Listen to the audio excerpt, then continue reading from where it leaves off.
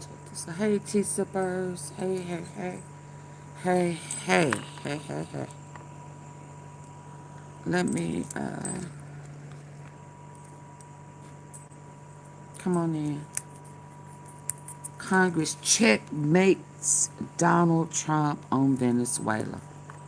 I'm not going to waste any time. I'm going to try to go straight on in. It's late. It's way past the time I wanted uh, to come on and touch bases on this. So I'm just going to go ahead and start. How about that? Venezuela does not solve any of them. He said, This "Are is we illegal. crazy?" He said, "Are we crazy?" The United States is now going to be administering a country of 30 million people, Venezuela. He said, "Are we You crazy?" just heard that hour-long press conference.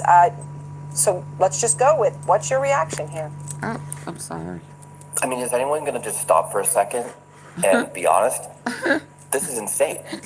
What the Look how she hell looking at him. are we doing? I mean, we've got a lot of problems in America today, and She said, "Are we going?" and be honest, this is insane. What the hell are we doing? The United States is now going to be administering a What country the- of 30 what the million hell? people, Venezuela. What the hell? You just heard that What the hour-long press hell? conference. So let's just go with what's your reaction here? I mean, is anyone going to just stop for a second and be honest? This is insane. What the hell are we doing? I mean, we've got a lot of problems in America today. Oh And my goodness. invading, occupying, running Venezuela does not solve any of them. This is illegal. It's unjustified. It is not in our national interests. And there seems to be no plan whatsoever for what happens next. We're certainly living in unprecedented times. Trump just said, "What the invaded hell?" Venezuela and kidnapped Maduro, the undemocratically elected president of the country who has a very heavy criminal record and was not a good person, but also not a great idea for the United States to be the world's police, and this will What's your reaction here? I mean, is anyone going to just stop for a second and be honest? What the This is hell? insane. What the hell are we doing? I mean, we've got a lot of problems in He's America sick today. and he making us And look cray. invading, occupying, running Venezuela does not solve any of them. What the hell? This is illegal. It's unjustified. It is not in our national interests. And there seems to be no plan whatsoever for what happens He next. said, "I'm We're not certainly going." living in unprecedented times. Trump just invaded Venezuela and kidnapped Maduro, the undemocratically elected president of the country who has a very heavy criminal record and was not a good person, but also not a great idea for the United States to be the world's police, and this will have major consequences. But today we've got a breaking story about that is moving very quickly, and it's one that Donald Trump almost certainly didn't expect to turn against him this quickly. Now, I know the title is a bit clickbaity, but we'll get there, don't you worry. Because after escalating Trump's actions in Venezuela, Congress now stepped in with a move that could completely shut down future actions, although perhaps that's a little bit too optimistic. Many lawmakers are definitely calling it a constitutional checkmate, but I don't know if there's ever going to be any consequences about it. Now, the constitutional checkmate aspect of this may be true, in that legally this is rock solid at this point. This is an illegal invasion of another country. Congress did not approve this. It is very blatant. This will be studied for years. This is unprecedented. This is going to be huge in the media. So constitutionally, if any legal case were to be made, it is solid. Now, is Trump going to be punished for this? I don't know. Is anything legally going to be done against him? I don't know. Are negative consequences going to splinter out of this action like a spider web of destruction and harm everyone around the world? Quite possibly, yes. There's many different reasons this could happen, from China now gaining its mandate to invade Taiwan, to Russia to continue to invade Ukraine, to Israel to continue to genocide the Palestinians, and more. And the United States may continue to invade other countries or to put boots on the ground and just have a rehash of Afghanistan, of Iraq, of Iran, of Guatemala, of Cuba, of Chile, of Honduras, of name a country. It hasn't ended well, and this will not end well either. But before we get into the details of this story, it's important to be clear about what this story is and what it isn't. This is not about defending Venezuela's government. It is not about praising Nicolas Maduro whatsoever. In fact, many of the people criticizing Trump right now have spent years opposing Maduro and his regime. What this is really about is whether a United States president can just unilaterally start a military conflict, a war with another sovereign nation, detain a foreign leader, and effectively just move in and take control of another country without asking Congress for permission, without knowing the consequences of this power vacuum that might take place, with the consequences of the pushback, of the freedom fighters that may try to take their country back, and of more. That is a major question at the center of a huge, growing political and legal fight in Washington right now. After the original attacks, people were not really sure what the reason was. People were relatively certain it was the United States who shot, at Caracas, at the Capitol, and blew up buildings, and had all these Chinooks come in, and, this huge military invasion, that had to be the United States. And then, Trump confirmed it and tweeted about it, and then he made some remarks that left very little room for interpretation. He openly stated that the United States would essentially be running Venezuela until there could be what he called a safe, proper, and judicious transition. And you can imagine what Trump believes safe, proper, and judicious means. Coming from Trump, you can imagine the damage that the United States might do to Venezuela, and it's horrifying. That the kind of language that he uses, I think, matters here, because it goes far beyond sanctions or diplomatic pressure. When a president talks about running another country until its leadership changes, according to what Trump wants, that is, not according to what Venezuelans want. So, they want regime change. They want to control Venezuela's oil. They want to control Venezuela's resources. They don't want Venezuela and the residents there to get any benefit from it. They just want them to be workers in the factories and the oil extraction that is owned by the United States. Trump is not even trying to hide that reality. He just says that we're going in, we're taking over, we're removing the guy there, and we're pretty much going to put whatever we want in there, and now it's a colony of the United States, basically. So shortly after Trump's original comments, reports began circulating that the United States had essentially carried out this wide-scale military operation inside Venezuela, and according to those reports, U.S. forces bombed targets in the country, military targets. I believe some civilians were also killed, and they detained Venezuela's president and the first lady, and then transferred them to a U.S. warship, and then flew them to New York to face criminal charges. And there's actually a lot of protesters there right now. A lot of them are against Maduro, but they're more against the fact that Trump did this and the farce that any kind of trial is going to be. If you actually had a competent lawyer, in this case, Maduro would probably legally get off because he's a leader of another country. He's not even in our country to be subject to our rules. This is all messed up. This doesn't make any sense in the rule of international law because this was an illegal invasion. And now what? Trump is going to have him face trial illegally? It's already illegal to do this. Is he going to have representation? Who's going to run this trial? What kind of judge would do this? You put forth this idea that you can just go ahead, kidnap a leader of another country and put them on trial. If you want to do that, sure. It's something that The Hague can do to people like Bibi Netanyahu, Donald Trump, Putin, and Nicolas Maduro. But the United States shouldn't be the one doing it, right? But hey, if you want all these world leaders and all of these dictator wannabes and dictators and undemocratically elected leaders like Trump to face justice, I'm all for it. But Trump and the United States and the United States government should not be the ones creating this justice. Facing the wrath of American justice, justice isn't wrathful. Justice is neutral.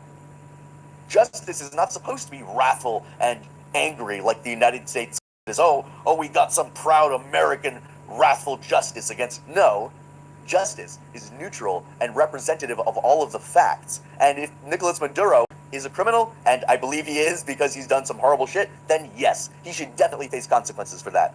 He should not have been removed by Trump and the United States. I would be supportive of, Venezuelan uprising and where the people would take control, this perhaps helps them in the short term, but in the long term, this is going to do a lot more damage than people think. This is one of the most aggressive and unprecedented actions the United States has taken in decades. Usually, we do it behind the scenes, like the CIA will just go in and start a coup or, install a new dictator, like, really quickly.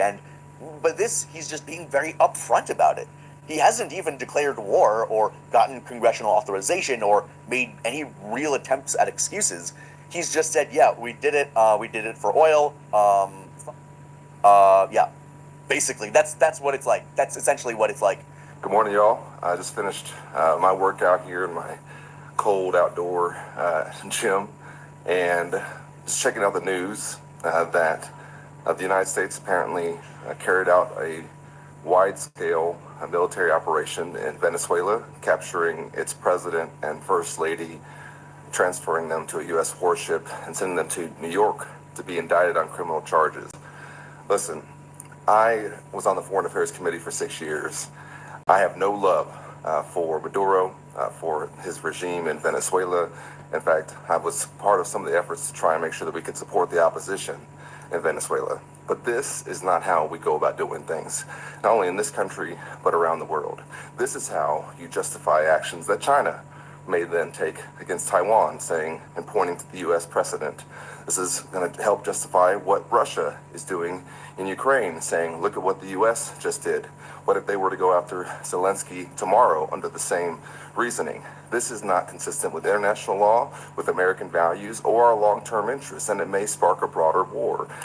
The idea that the United States could now be administering a country of roughly 30 million people as now a colony underneath the United States that we just invaded and took over raises some pretty massive alarms, not just among Democrats, but among Republicans and lawmakers and judges in general with some deep experience in politics and understanding of foreign policy. One former member of the House Foreign Affairs Committee spoke out and made it clear that while he has no sympathy for Maduro or his regime, this is simply not how the United States is supposed to conduct itself, or any country for that matter, but this will only promote that for other countries to continue to do. He warned that this kind of action violates international law, undermines American values, and creates dangerous precedents that other global powers could exploit. That warning is a key part of why this story has grown so quickly. The concern isn't just about Venezuela, it's also about what happens next, both in Venezuela and internationally. When the United States itself just completely ignores norms and just starts wars and kidnaps foreign leaders because it wants to, whatever its reasons are, and just completely bypasses its own constitutional processes, Congress is the one that starts wars. This will just give countries like China and Russia and Israel more excuses to do the same. And Saudi Arabia and, the United Arab Emirates and plenty of others, certainly. Force, you said that even if an indictment is appropriate here, the arrest was not. Talk us through that and talk us through sort of your overall reaction to some of the legal challenges and questions you've seen about the events over the last 24 hours. Yes, well, obviously a grand jury has returned this indictment against Nicolas Maduro and his co-defendants, meaning they found probable cause to believe that he committed the crimes he is charged with committing in this indictment. But this is where things kind of go off the rails. The way they ordinarily would arrest somebody who is not living in the United States is through an extradition request. That is the way, for example, the former president of Honduras was arrested and charged, convicted, sentenced until he was pardoned by President Trump. Instead, what we see happening here is a military rendition where we've got the military go into Venezuela, kill a reported 40 people, and then seize Nicolas Maduro to bring him out to face charges. The problem with that arrest is that it violates the UN Charter. Lawmakers pointed out that China could point to this as justification for aggressive action against Taiwan, while Russia could use it to defend its own actions in Ukraine by saying it's simply following the example set by Washington. And Trump has basically capitulated to Putin this whole time. This is where the constitutional issue also becomes unavoidable. Under the U.S. Constitution, the power to declare war and authorize military force does not belong solely to the president. It belongs to Congress, and this is an explicit act of war. Even in controversial conflicts in the past, presidents sought congressional authorization, or at the very least held a vote to justify their actions, although we have seen a pattern of Republicans completely ignoring that process. In this case, Trump completely ignored it too. There was no debate, no vote, no formal approval, just a sudden attack on another country that left lawmakers scrambling to respond and even acknowledge this. For many in Congress, this also crossed a bright red line. I mean, we've just been seeing the Republicans and MAGA draw line in the sand after line in the sand, and Trump just keeps walking over those lines. But for some people, this is a huge line in the sand, and for others, they will continue to stick by him, of course. But for these people that don't agree with this action, they'll argue that allowing the president to just launch military operations and occupy other countries without oversight and without repercussions would fundamentally alter the balance of power outlined in the Constitution. If Congress does nothing now, they warn, future presidents of either party could use the same justification to start wars without accountability. Although, at this point, I'm not even worried about what the Democrats or the Republicans might do in the future.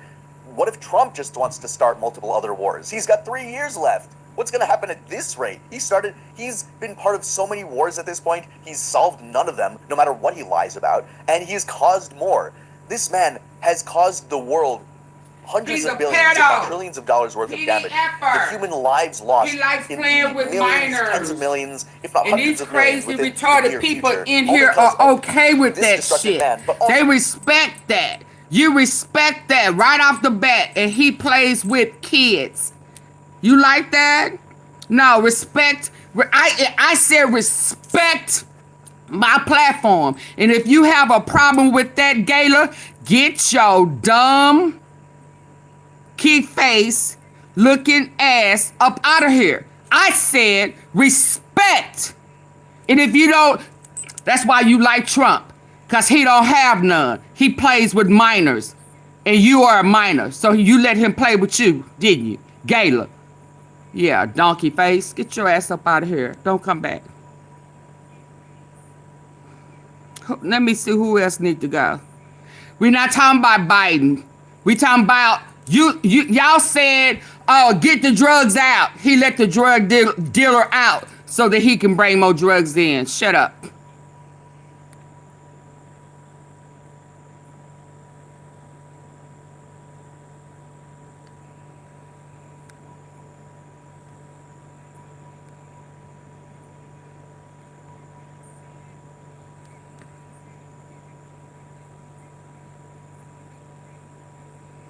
I agree, DJ AK.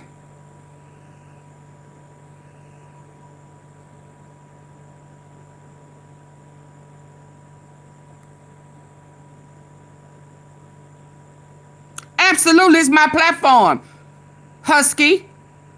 Absolutely. I put the guidelines out and I was questioned about my rules. So go somewhere else. Get your ass up out of here too. Anybody else want to go? You gonna respect my platform or you gonna get the hell up out of here? It's just simple as that. Now hit the fucking like button. Now. Who y'all think y'all are? Always coming to you people, always coming over here feeling entitled. Feeling entitled. No, that's why he feels entitled to grape kids. Yeah, he feels entitled. And you trifling ass people feel entitled as well. Now, it's rules over here. And if you don't want to follow them, leave. You have the right to leave. But if you choose to stay, you're going to follow my rules or I'm going to put your monkey ass out. You understand? You understand? Yeah, your mama's a hood vampire. How the fuck you think you got here, Matt? She fucked the bat. That's why you look like shit. Get your ass up out of here. Yeah, okay, let them go play with your kids. Duh. I don't care nothing about the flags. Just don't spam my chat. I don't care nothing about them flags.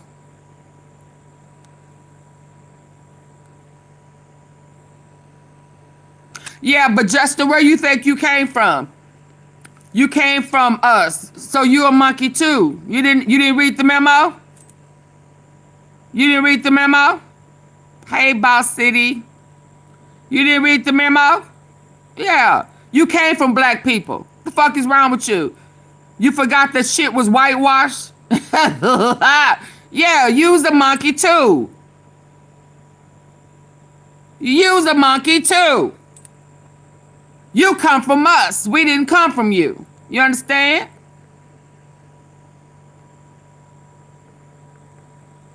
No.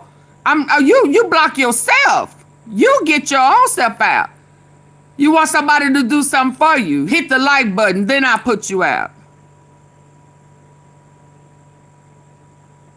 Absolutely, Nikki Eyes. If they like him, they those too. Absolutely. No, Max Sauce. You want to go? Be grown enough to leave. Have some fucking self-control. Yeah, you got self-control? Leave you on your own.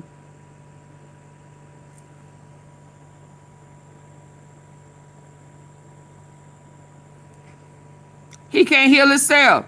Hell, he think Robert Kennedy is the cure. Frankenstein, shut up. Y'all kill me. All up in that man's ass and he be shitting on himself. What type of shit? I mean, y'all licking a man's ass who shit on himself. But y'all like that doodle shit.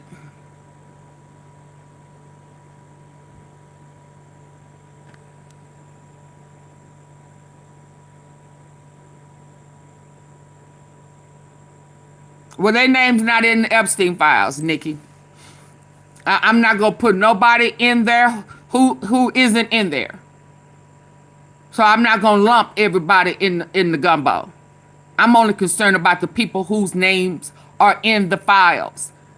That we have victims who wants justice. That's it. If their names are not in there, I'm not concerned about them. And you shouldn't be either. That's a waste of time and space. Get in control of your energy. Everybody is not a PDFer. Just the ones that are in the files. Okay? So I'm going to remove your comment because I don't want nobody believing that lie. Don't come over here lying. I will put you out. Now hit the like button.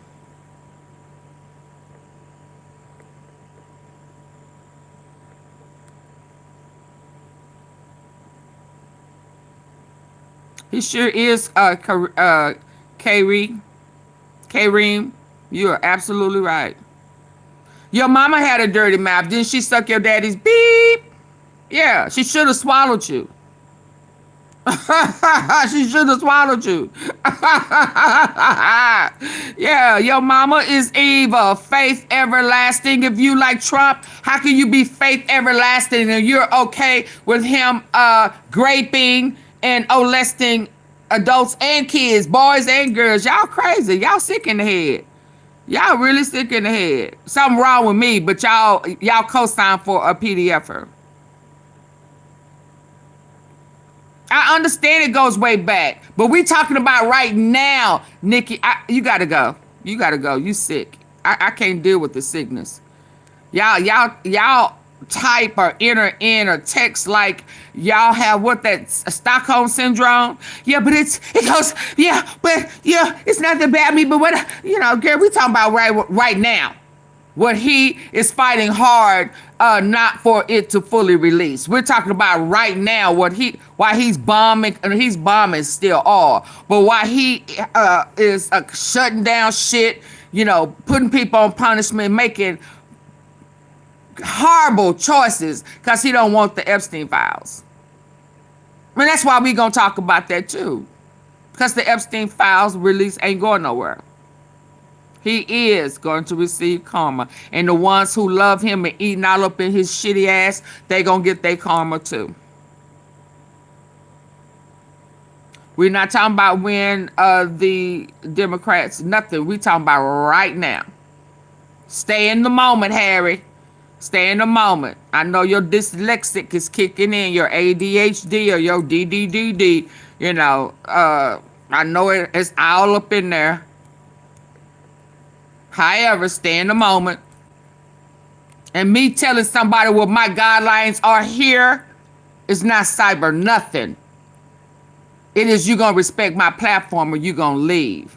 And if you have a problem with that, I will put you out. My platform, my rules. If you don't like it, leave. Now I feel like you are harassing me. And I'm finna mark it as such. Yeah, because you insist on, challenging me or harassing me about my rules and my regulations. I know that y'all don't like them. I know that y'all feel entitled to do what you want to. Yeah, but you will not harass me or cyberbully me on my platform. I will remove you. How about that?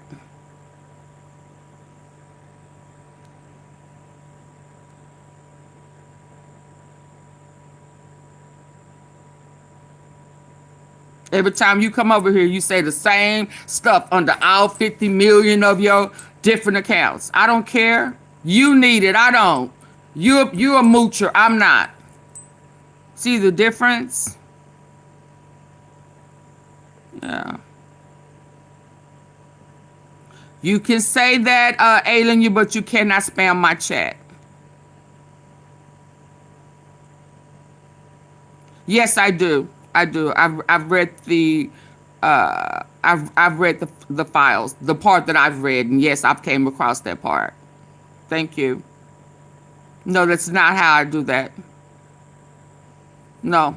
Tom, stop trying to figure me out. That is not what I do. Woo! No, sir. No, sir. Absolutely, Kareem. And then they come over here and want to say, I'm bullying. Oh, shut up.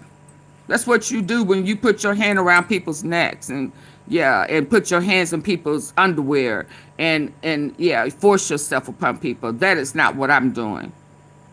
Now, I'm sorry you feel like guidelines, because you don't follow them. I mean, half the people who are convicted felons have a problem with following guidelines. They're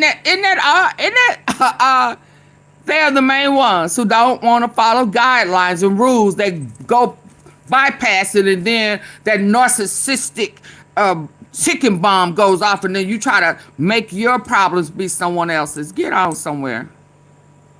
Yeah, go on somewhere. You don't have to be here.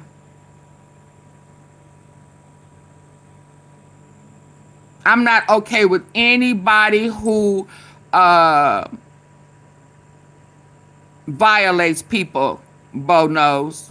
I don't care who you are. It's not about left, right. You make that assumption because I have a problem with what is happening. It doesn't matter who it is. Repeat after me. It do not matter who it is. I don't care what color, male or female, black or white, left, right, liberal. I don't care about none of that. I care about the victims. Period.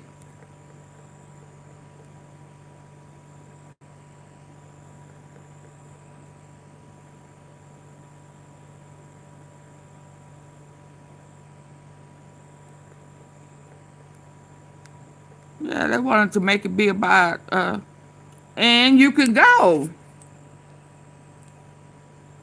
I'm only gonna play with y'all for a little bit, then I'm gonna shut you down. No, he'll stay. No, he won't. He on his way out anyway, Pope. He on his way out. He can't even keep his eyes open. What are you talking about? Yeah, that's your assumption. Yeah, and Walter Wright, y'all like taking advantage of people. Y'all like trying to intimidate people. Y'all like putting y'all hands in places they're not supposed to be. You see how that works? Yeah, we complain about when people grape and ape. Yeah, we do. We complain about that. Exactly, Kareem. No, he did not release them. Are you crazy? They just found 1 million. Where have you been, a Big Daddy Dodo? I mean, where have you been? They just found 1 million. So how did he release them all? Child, please stop lying. They're still finding them. Be happy, camper. Y'all come over here to lie. I was going to entertain y'all for a little bit, but y'all lie too much for me. Nope, you can't say what you want to say over here. Absolutely not. We can't say what we want to say. Sure is not freedom of speech. So do I need to help you leave? Go ahead, bye-bye. Nope, you should do not have freedom of speech. There are guidelines. There are guidelines. Guidelines. Guidelines. You got to follow them. You cannot grape and ape. Trump is Jesus. Oh, yeah, you know you got to go. Hi, Ricardo.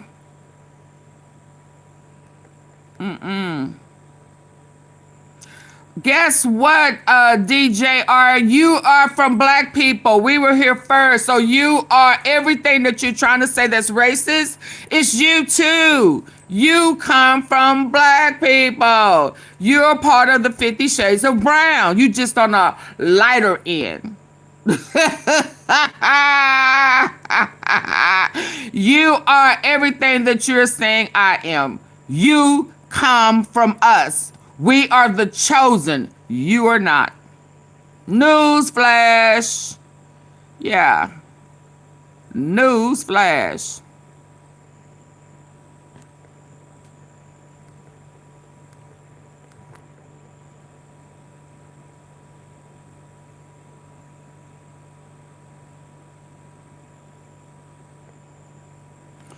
Okay, let me.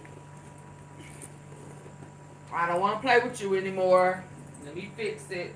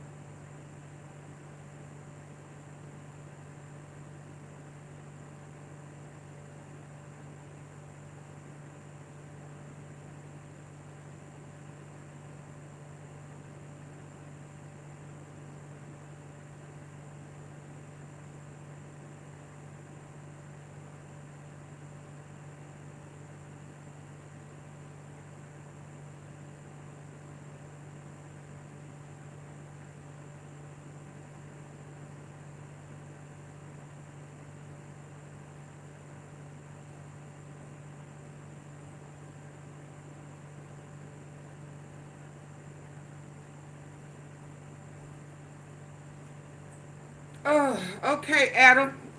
It all works. However you choose to do it.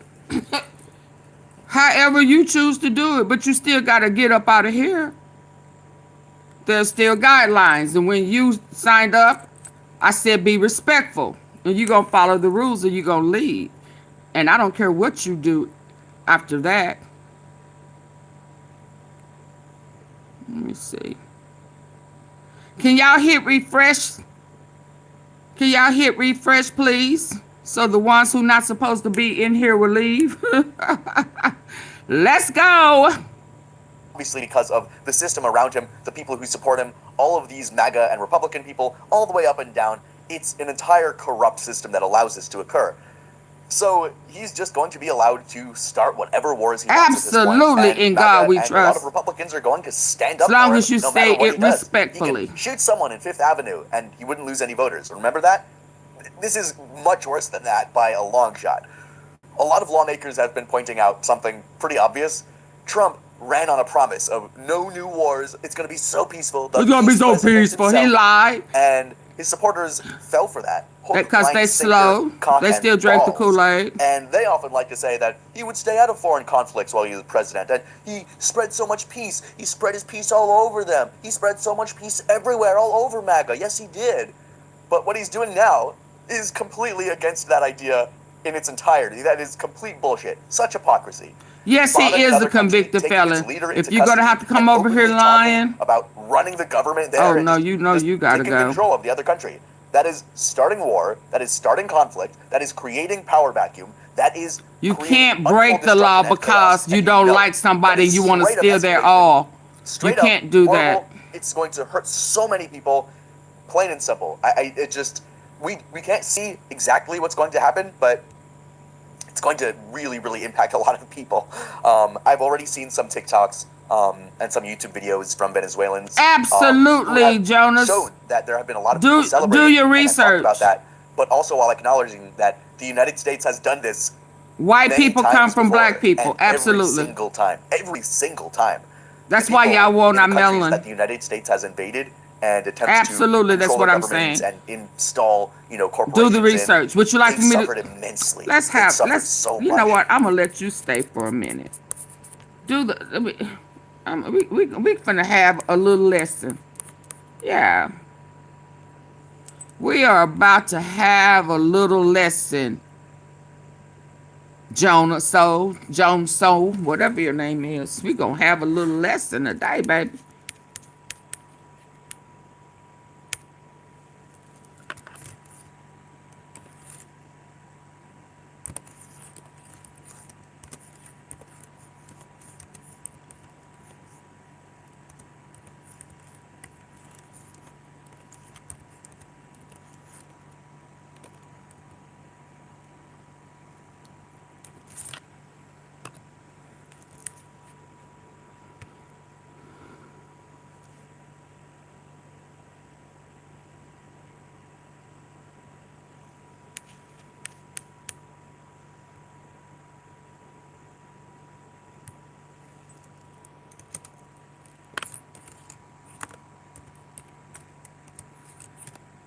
Hold on.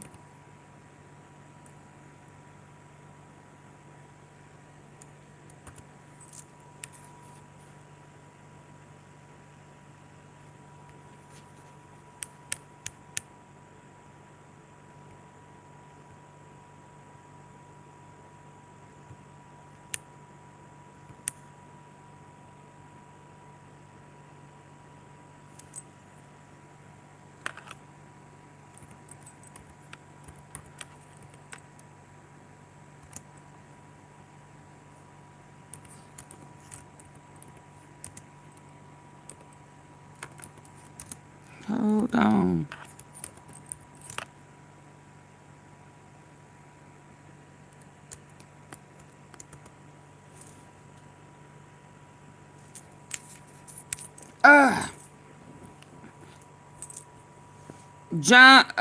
Joe No Soul 86.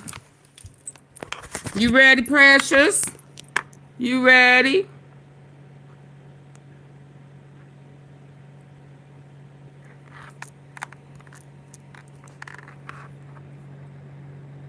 The first human originated in where? Where what color? Where what color? Huh? Read it and weep. Read it and weep. Now watch y'all find stuff. Watch you gonna say, oh, that's not true. Yeah. The whitewash is coming down. The truth is being exposed. Y'all have lied. Y'all been lied to. We all have. But you see what the originating in what color? There you go, Joe No Soul. 86. I hope you learn a little something. Now you take that and you do your research. So next time you won't be so surprised. I'm shocked. I'm shocked that you didn't know that. Oh, you've been believing the hype? Don't believe the hype, precious. Yeah. So like I said, be careful what you try to call me, because what you call me, you're calling yourself, because we were first and y'all come from us. We do not come from you. Now do your research. Okay? Okay? Okay? I can take it down now? Did you get enough? Did you learn something today? You're going to learn today. You are going to learn today. Now do your research, baby. Okay? Tell me thank you. Tell me thank you. Tell me thank you. Yeah. I just taught you something that the textbooks lied to you. Because they've been stealing. Like he's over there trying to steal their all and steal their land. You understand? Yeah. Now, I'm going to return. Yeah. Now, again, be respectful. I hope you learned something today.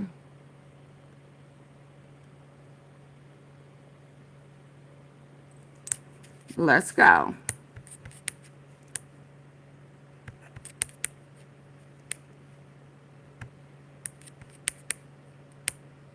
Of course. But for these people that don't agree with this action, they'll argue that and we're pretty much going to put whatever we want in there, and now it's a colony of the United States, basically.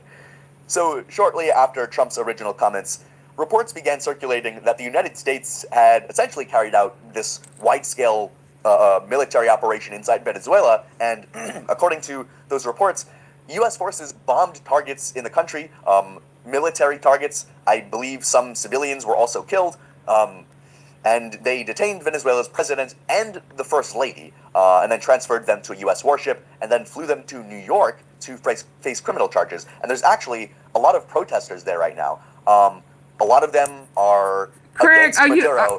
Craig, I mean, I'm going to need for y'all to hit the like button if y'all want me to tell y'all the truth. It's just blowing my mind that y'all don't know these things. Craig Owens? Oh, my God. You want to know how? Answer the question, please. How? Next time, put the question on a super chat or a super sticker. So this is going to be my last class teaching today, because y'all came over here like y'all had all the answers. Oh my God! But let me show it to you. I want you to know this, okay? Okay, hold on. How? I mean, all you have to do is Google it. How is what was your question? How is Trump? You don't know how to Google? And they say Google search and AI is ran by pro-Israel. So, wow, you don't know how to do that? But let me help you out. How is Trump a convicted felon?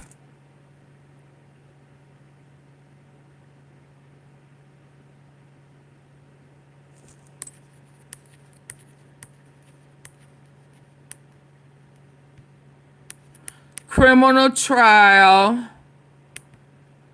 I mean, and it pulls up Manhattan District Attorney's Office, criminal trial of Donald Trump in New York. I mean, Craig, for real, you've never seen this before. You wasn't there. You didn't listen to that, or you don't remember him having to turn himself in. Are you serious? Wow, man, y'all, this is what happens when you drink too much of that Kool-Aid. Criminal trial of Donald Trump. Was held in April the 15th. DA Bragg announced 34-count felony trial conviction. What does conviction means? Huh? What does conviction mean, Craig Owens? Huh? I mean, you, what? So y'all sit up here and co-sign for and you know and try to argue a point and you don't even know the truth. What? What? Yeah, they don't want to call him a criminal. Oh yeah, he was convicted. He's a convicted felon. Manhattan District Attorney's Office. Do your research. That's the answer. 34. 34 counts. Felony. Conviction. I mean, come on. Come on. Of who? Jury finds the defendant what? Of how many? Of falsifying business records. So the man that you think is rich is not. He falsified business records. He was convicted of 34 counts. There you go, Craig. Tell me thank you. Tell me thank you. The class is over. Class is over. Okay. Tell me thank you, though. Tell me thank you.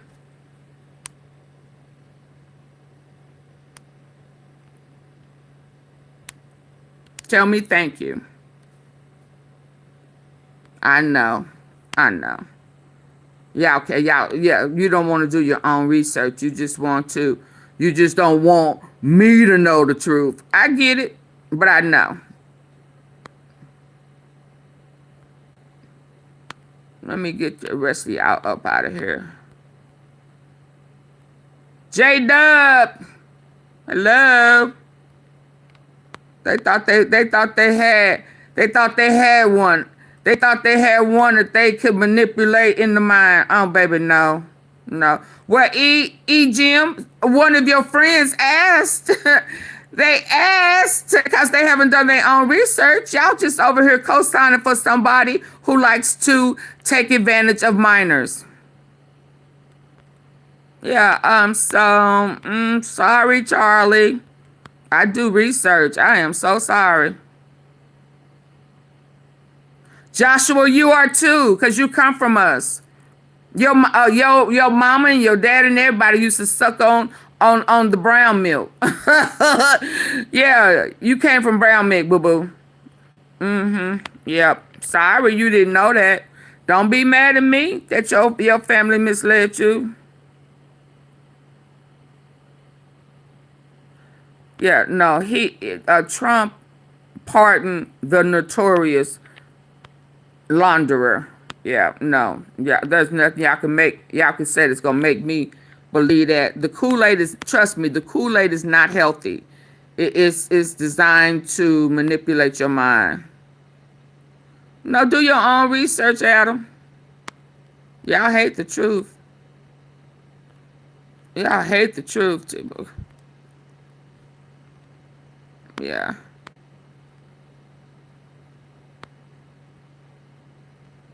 Yeah, we chosen. Y'all come from us, precious. We don't come from you, melting pot. Don't believe the hype. I know you do, Carlos. You don't know no better. You think it's going to be better.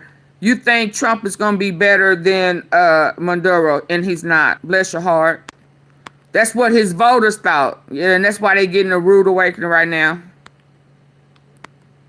Yeah. If you don't know, do your research, Bacchus. Yes, stop asking me.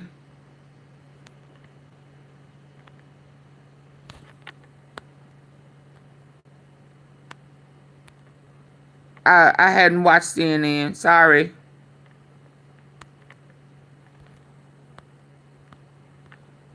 I hope I've gotten all of you.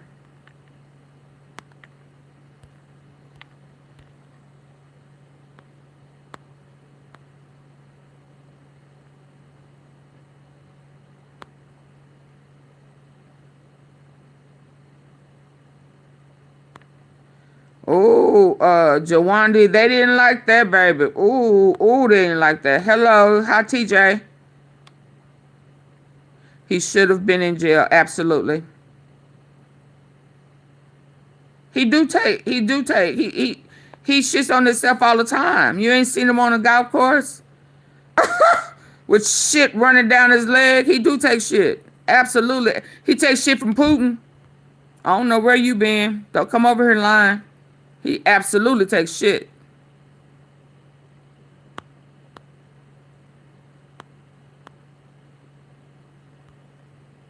Yeah.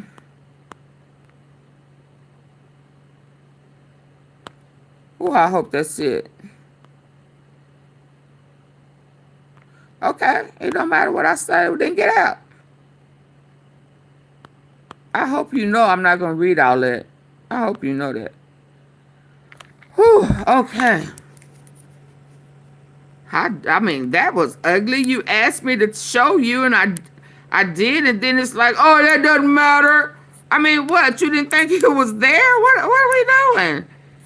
You asked me, I show you, and you still mad. Wow. Wow. Is that what we doing, people? Hit the like button. Yeah, hit the like button. Like you liking on Trump. You Trump lovers. Hit the like button like that. If you like Trump, hit the like button. How about that?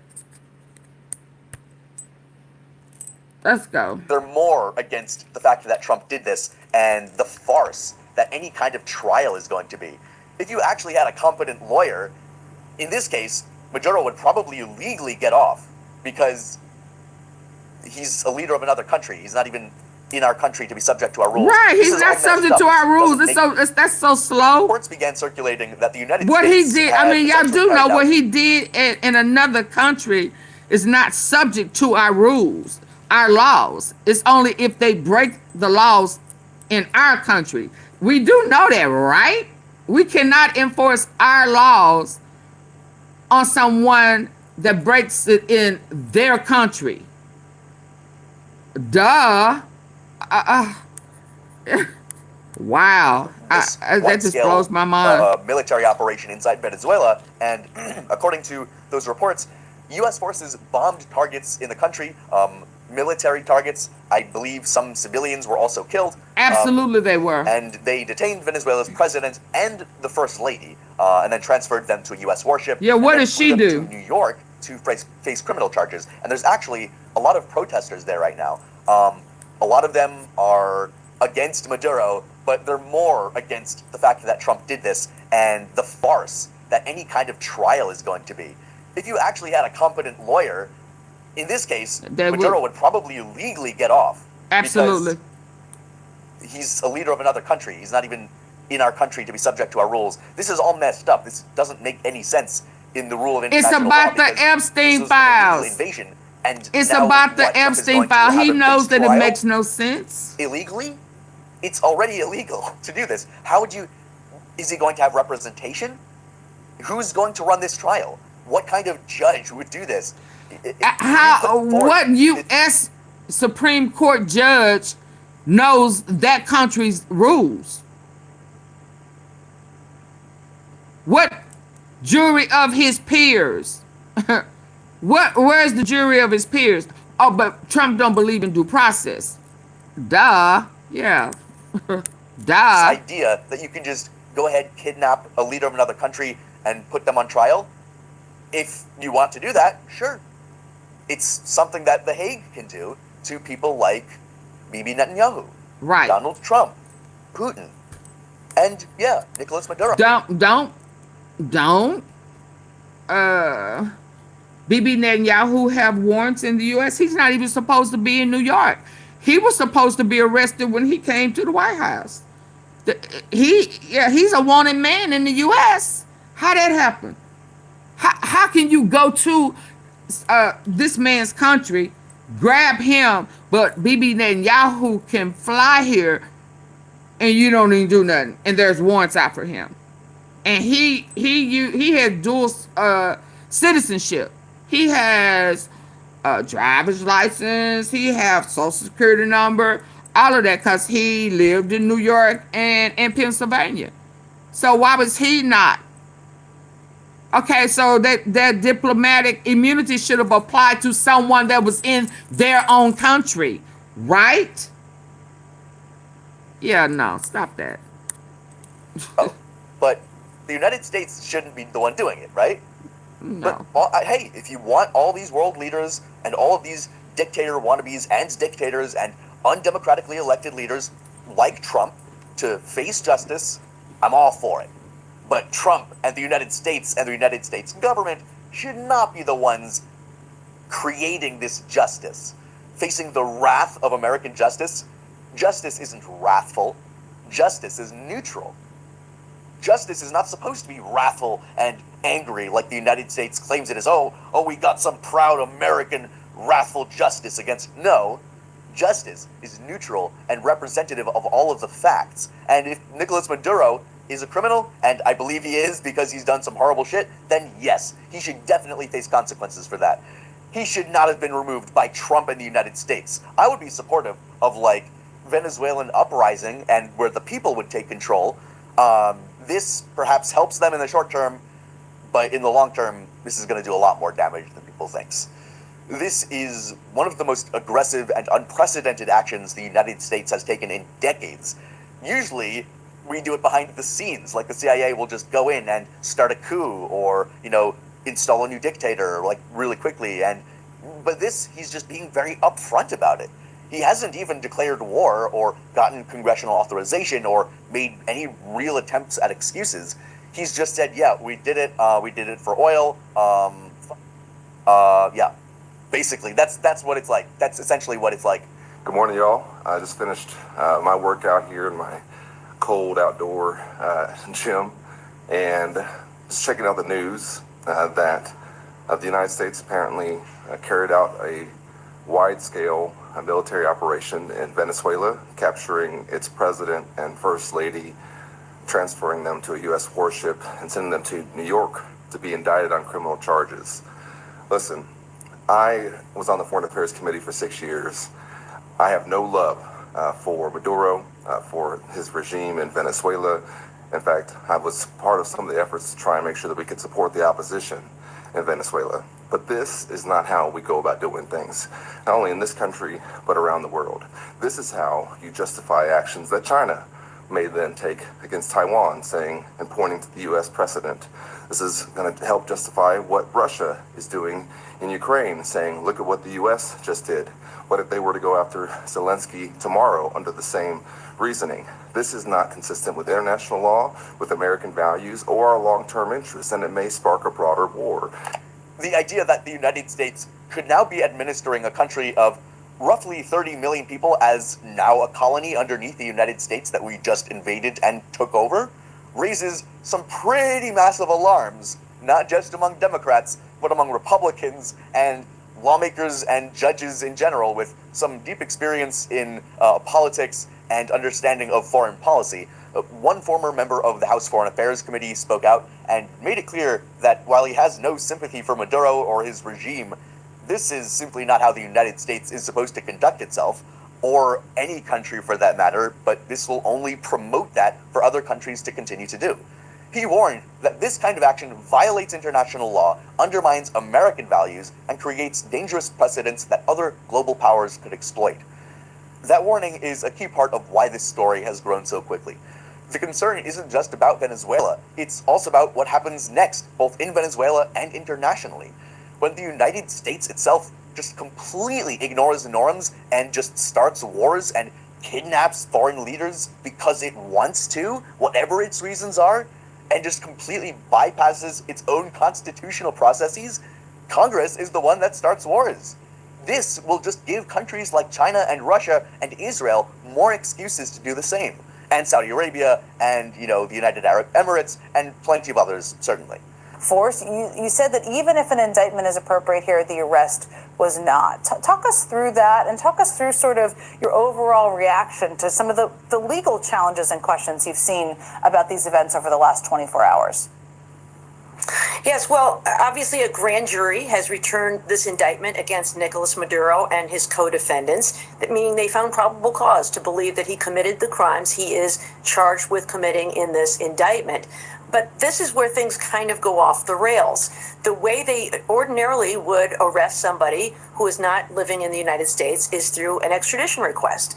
That is the way, for example, the former president of Honduras was arrested and charged, convicted, sentenced until he was pardoned by President Trump. Instead, what we see happening here is a military rendition where we've got the military go into Venezuela, kill people. You are absolutely right. You are absolutely right. Let me 24 hours. Yes, well, obviously a grand jury has returned this indictment against Nicolas Maduro and his co-defendants, meaning they found probable cause to believe that he committed the crimes he is charged with committing in this indictment. But this is where things kind of go off the rails. The way they ordinarily would arrest somebody who is not living in the United States is through an extradition request. That is the way, for example, the former president of Honduras was arrested and charged, convicted, sentenced until he was pardoned by President Trump. Instead, what we see happening here is a military rendition where we've got the military go into Venezuela, kill a reported 40 people, and then seize Nicolas Maduro to bring him out to face charges. The problem with that arrest is that it violates the UN Charter. Lawmakers pointed out that China could point to this as justification for aggressive action against Taiwan, while Russia could use it to defend its own actions in Ukraine by saying it's simply following the example set by Washington. And Trump has basically capitulated to Putin this whole time. This is where the constitutional issue also becomes unavoidable. Under the US Constitution, the power to declare war and authorize military force does not belong solely to the president. It belongs to Congress, and this is an explicit act of war. Even in controversial conflicts in the past, presidents sought congressional authorization, or at the very least held a vote to justify their actions, although we have seen a pattern of Republicans completely ignoring that process. In this case, Trump completely ignored it too. There was no debate, no vote, no formal approval, just a sudden attack on another country that left lawmakers scrambling to respond and even acknowledge this. For many in Congress, this also crossed a bright red line. I mean, we've just been seeing the Republicans and Maga draw line in the sand after line in the sand, and Trump just keeps walking over those lines. But for some people, this is a huge line in the sand, and for others, they will continue to stick by him, of course. But for these people that don't agree with this action, they'll argue that allowing the president to just launch military operations and occupy other countries without oversight and without repercussions would fundamentally alter the balance of power outlined in the Constitution. If Congress does nothing now, they warn, future presidents of either party could use the same justification to start wars without accountability. Although, at this point, I'm not even worried about what the Democrats or the Republicans might do in the future. What if Trump just wants to start multiple other wars? He's got 3 years left. What's going to happen at this rate? He's been part of so many wars at this point. He's solved none of them, no matter what he lies about. No and matter he's what caused he... more. This man has caused the world hundreds of billions, if not trillions of dollars worth of damage. The human lives lost in the millions, tens of millions, if not hundreds of millions within the near future, all because of this destructive man, but also obviously because of the system around him, the people who support him, all of these MAGA and Republican people, all the way up and down. It's an entire corrupt system that allows this to occur. So he's just going to be allowed to start whatever wars he wants at this point, and MAGA and a lot of Republicans are going to stand up for him no matter what he does. He can shoot someone in Fifth Avenue, and he wouldn't lose any voters. Remember that? Lisa, we can't declare a war. What did you say on drug lords, especially when the president of the United States pardoned them? I mean, make that make sense. I mean, I guess them parasites in his head had kicked in that day. I mean, unless he had made a deal with him and the drug lord paid a fee to be pardoned. Yeah, I mean, how do you justify that? I mean, I want the people who are pro his decision to bomb Venezuela. How can you explain him pardoning Juan Hernandez, the notorious Honduras drug lord? Can somebody explain that to us? I mean, keep the drugs out, blow up the boat. Then how and why are you okay with him pardoning Juan Hernandez? Explain that to me. Just like I explained or showed, or yeah, I need for somebody to educate me like I've had to educate y'all today. Please do so. This is much worse than that by a long shot. Absolutely. A lot of lawmakers have been left lawmakers scrambling to respond, and even Y'all need, 24 hours. y'all need to hear this again. Yes, well, obviously a grand jury has returned this indictment against Nicolas Maduro and his Thank you, co-defendants. we love They found Poppy probable cause to J. believe that he committed the crimes Thank you, he thank you. is charged with committing in 1 this month indictment. in. But this is where things kind of go off the rails. sorry, The way they ordinarily would arrest somebody. I'm So sorry. that Here we even go. if an indictment is appropriate here, the arrest was not. Talk us through that, and talk us through sort of your overall reaction to some of the legal challenges and questions you've seen about these events over the last 24 hours. Yes, well, obviously a grand jury has returned this indictment against Nicolas Maduro and his co-defendants, meaning they found probable cause to believe that he committed the crimes he is charged with committing in this indictment. But this is where things kind of go off the rails. The way they ordinarily would arrest somebody who is not living in the United States is through an extradition request. That is the way, for example, the former president of Honduras was arrested and charged, convicted, sentenced until he was pardoned by President Trump. Instead, what we see happening here is a military rendition, where we've got the military go into Venezuela, kill a reported 40 people, and then seize Nicolas Maduro to bring him out to face charges. The problem with that arrest is that it violates the UN Charter.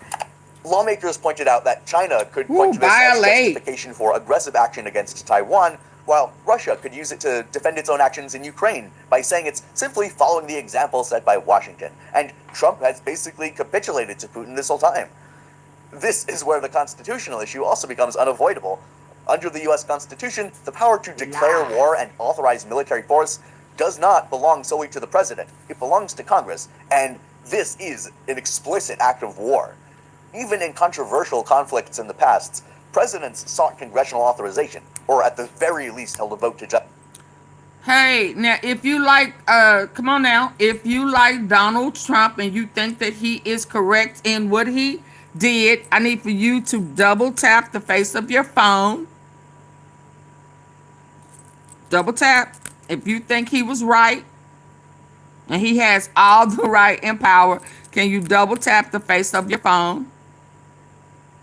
Or hit the three dots at the top right corner and hit the like button, please. Do you think he's right? Hit the three dots and hit the like button. justify their actions, although we have seen a pattern of Republicans completely ignoring that process. In this case, Trump completely ignored it too. There was no debate, no vote, no formal approval, just a sudden attack on another country that left lawmakers scrambling to respond and even acknowledge this. I don't even know how For many in Congress, this also crossed a bright red line. I mean, we've just been seeing the Republicans and Maga draw line in the sand after line in the sand, and Trump just keeps walking over those lines. But for some people, this is a huge line in the sand, and for others, they will continue to stick by him, of course. But for these people that don't agree with this action, they'll argue that allowing a president to just launch military operations and occupy other countries without oversight and without repercussions would fundamentally alter the balance of power outlined in the Constitution. If Congress does nothing now, they warn, future presidents of either party could use the same justification to start wars without accountability. Although, at this point, I'm not even worried about what the Democrats or the Republicans might do in the future. What if Trump just wants to start multiple other wars? He's got 3 years left. What's going to happen at this rate? He's been part of so many wars at this point. He's solved none of them, no matter what he lies about, and he's caused more. This man has caused the world hundreds of billions, if not trillions of dollars worth of damage. The human lives lost in the millions, tens of millions, if not hundreds of millions within the near future, all because of this destructive man, but also obviously because of the system around him, the people who support him, all of these MAGA and Republican people, all the way up and down. It's an entire corrupt system that allows this to occur. So he's just going to be allowed to start whatever wars he wants at this point, and MAGA and a lot of Republicans are going to stand up for him no matter what he does. He can shoot someone in Fifth Avenue and he wouldn't lose any voters. Remember that? This is much worse than that by a long shot. A lot of lawmakers have been pointing out something pretty obvious. Trump ran on a promise of no new wars. It's going to be so peaceful. The peace president himself. And his supporters fell for that. Hook, line, sinker, cock, and balls. And they often like to say that he would stay out of foreign conflicts while he was president. And he spread so much peace. He spread his peace all over them. He spread so much peace everywhere, all over MAGA. Yes, he did. But what he's doing now is completely against that idea in its entirety. That is complete bullshit. Such hypocrisy. Bombing another country, taking its leader into custody, and openly talking about running the government there and just taking control of the other country. That is starting war, that is starting conflict, that is creating power vacuum, that is creating untold destruction and chaos, and you know it. That is straight up escalation, straight up horrible. It's going to hurt so many people, plain and simple. We can't see exactly what's going to happen, but it's going to really, really impact a lot of people. I've already seen some TikToks and some YouTube videos from Venezuelans who have shown that there have been a lot of people celebrating and have talked about that, but also while acknowledging that the United States has done this many times before, and every single time, the people in the countries that the United States has invaded and attempts to control their governments and install, corporations in, they've suffered immensely. They've suffered so much. Just trying to comprehend it is impossible at this point. We've become so distanced from our empathy for people across the world. But just understand how much damage this kind of action could do, how many lives could be lost, or how much of their future lives could be impacted so negatively by oil companies taking over their country, by becoming a vassal state of the United States, of their leadership being pretty much put into chaos by the United States. This is going to have widespread consequences, most of them negative, some potentially good, but entirely unintentional. I don't see any plan behind this besides for just stick needle in, extract resource, and that's going to do a lot more harm than most people think. I think that within the Republicans, especially within Congress, it's weakened Trump's position, even though he wanted to look strong, even among some Republicans who are mostly on Trump's side most of the time. He just keeps escalating and escalating. He just keeps wanting to do something more drastic and more insane. Not all of the Republicans have spoken out publicly, of course, but there has been some clear hesitation, and that hesitation matters because it sets the stage for what Congress did next. One of the things this risks by saying we are going to go into another country, charge somebody, and then essentially abduct them and take them to stand charges, kind of open the floodgates for any other country to do that. And so even if there is no legal mechanism to stop somebody, there is certainly now, perhaps you can cite this as a precedent for Russia to go in and say, we've charged the Ukrainian President Volodymyr Zelensky with war crimes, and we're going to go in and extract him and arrest him, or for China to do the same with Taiwan, or as you have suggested, for somebody in a third country to say members of the Trump administration have violated international law or violated the law of their country, and they're going to storm into our country and abduct these people and take them away. Yep. This is what the United Nations I hope they start with him to prevent aggression against states unprovoked. Certainly self-defense is one thing, but what President Trump has done here is to suggest that because lives are lost through drug overdose deaths, that what he is doing here is a defensive posture. This is where the so-called checkmate comes in. Lawmakers are now planning to use the War Powers Resolution, which is basically made for situations exactly like this. Put simply, it lets Congress force a vote on whether military action should keep going. So if Congress says no, they can just cut off funding and effectively stop the operation. I think that this should just be used for the U.S. military in general. Wipe it clean, start again. We can do with a military, that's maybe a tenth to a 25th of its original size. We spend, what, $1 trillion a year? We don't need that. We could spend that on free healthcare, on free housing, on free food, on literally just rebuilding all of the infrastructure, and then we might have, 0.9 or $0.8 trillion left.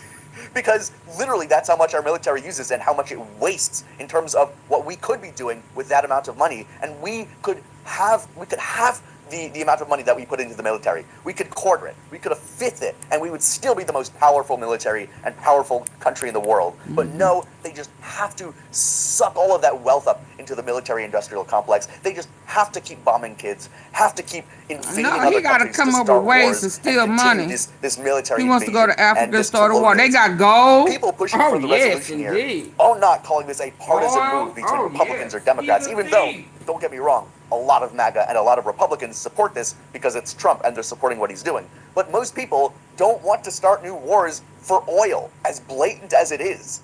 They're just saying stopping this immediately is the right thing to do, and preventing anything from happening like this is better for our country and the world.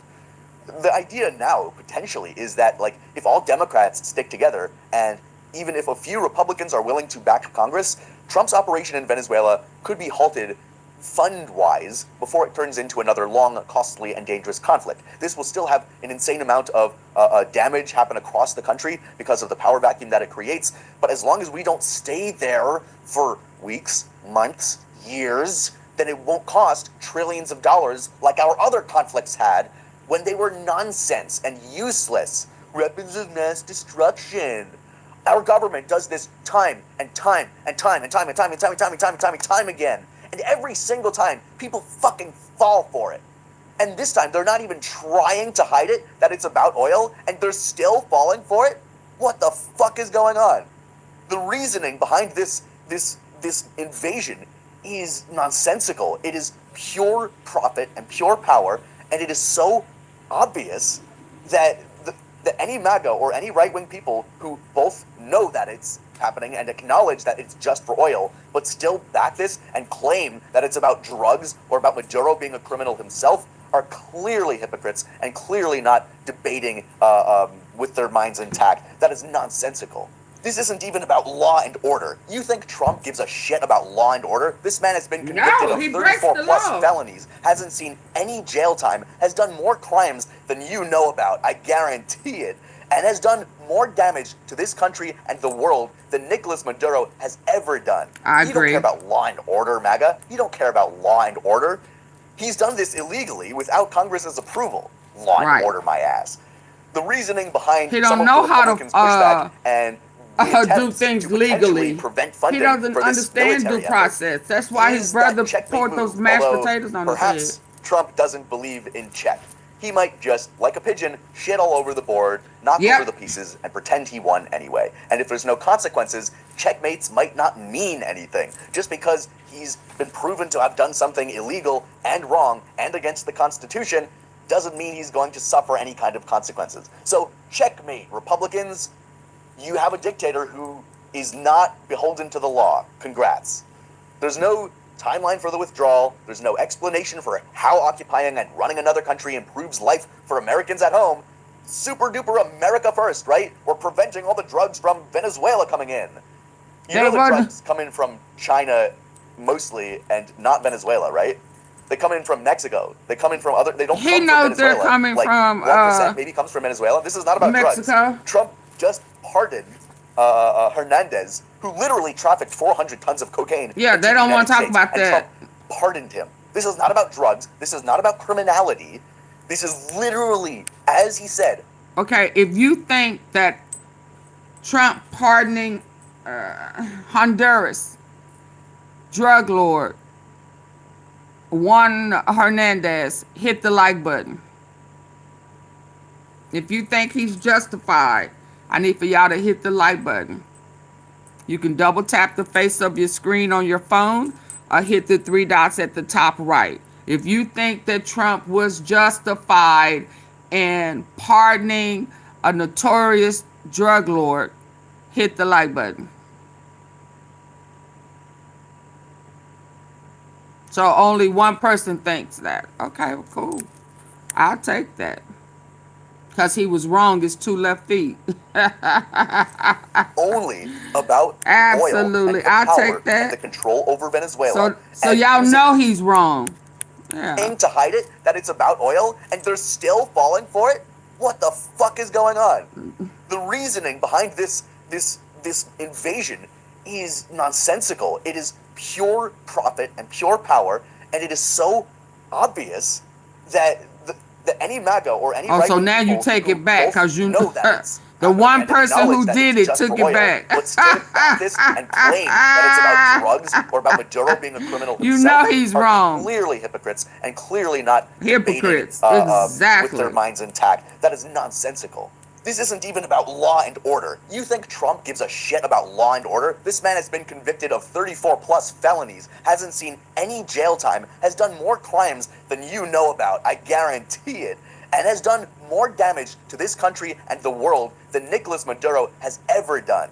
You don't care about law and order, MAGA. You don't care about law and order. He's done this illegally without Congress's approval. Law and order, my ass. The reasoning behind some of the Republicans' pushback and the attempts to potentially prevent funding for this military effort is that checkmate move, although perhaps Trump doesn't believe in check. He might just, like a pigeon, shit all over the board, knock over the pieces, and pretend he won anyway. And Right. if there's no consequences, checkmates might not mean anything. Just because He know he's a been proven loser. to have done something illegal and wrong and against the Constitution doesn't mean he's going to suffer any kind of consequences. So checkmate, Republicans. You have a dictator who is not beholden to the law. Congrats. There's no timeline for the withdrawal. There's no explanation for how occupying and running another country improves life for Americans at home. Super duper America first, right? We're preventing all the drugs from Venezuela coming in. You know the drugs come in from China mostly and not Venezuela, right? They come in from Mexico. They come in from they don't come from Venezuela. Like 1% maybe comes from Venezuela. This is not about drugs. Trump just pardoned Hernandez, who literally trafficked 400 tons of cocaine into the United States, and Trump pardoned him. This is not about drugs. This is not about criminality. This is literally, as he said, only about the oil and the power and the control over Venezuela, and using the trial of Nicolas Maduro as this show, show mock trial. One, to pretend that all this is justified, and two, to pretend that the Epstein files don't exist. Just wanted to plug that in there. Remember about that? Yeah, right. No, we remember about that, but we'll talk about that later. Like and subscribe. Lawmakers are also highlighting some of the bigger consequences that Trump seems to be ignoring here. History shows that the U.S. military interventions in Latin America often leads to widespread, long-term instability, as a third economic world country. collapse, and mass displacement. Trump either doesn't know this or knows it and doesn't care, and both of them are horrible realities.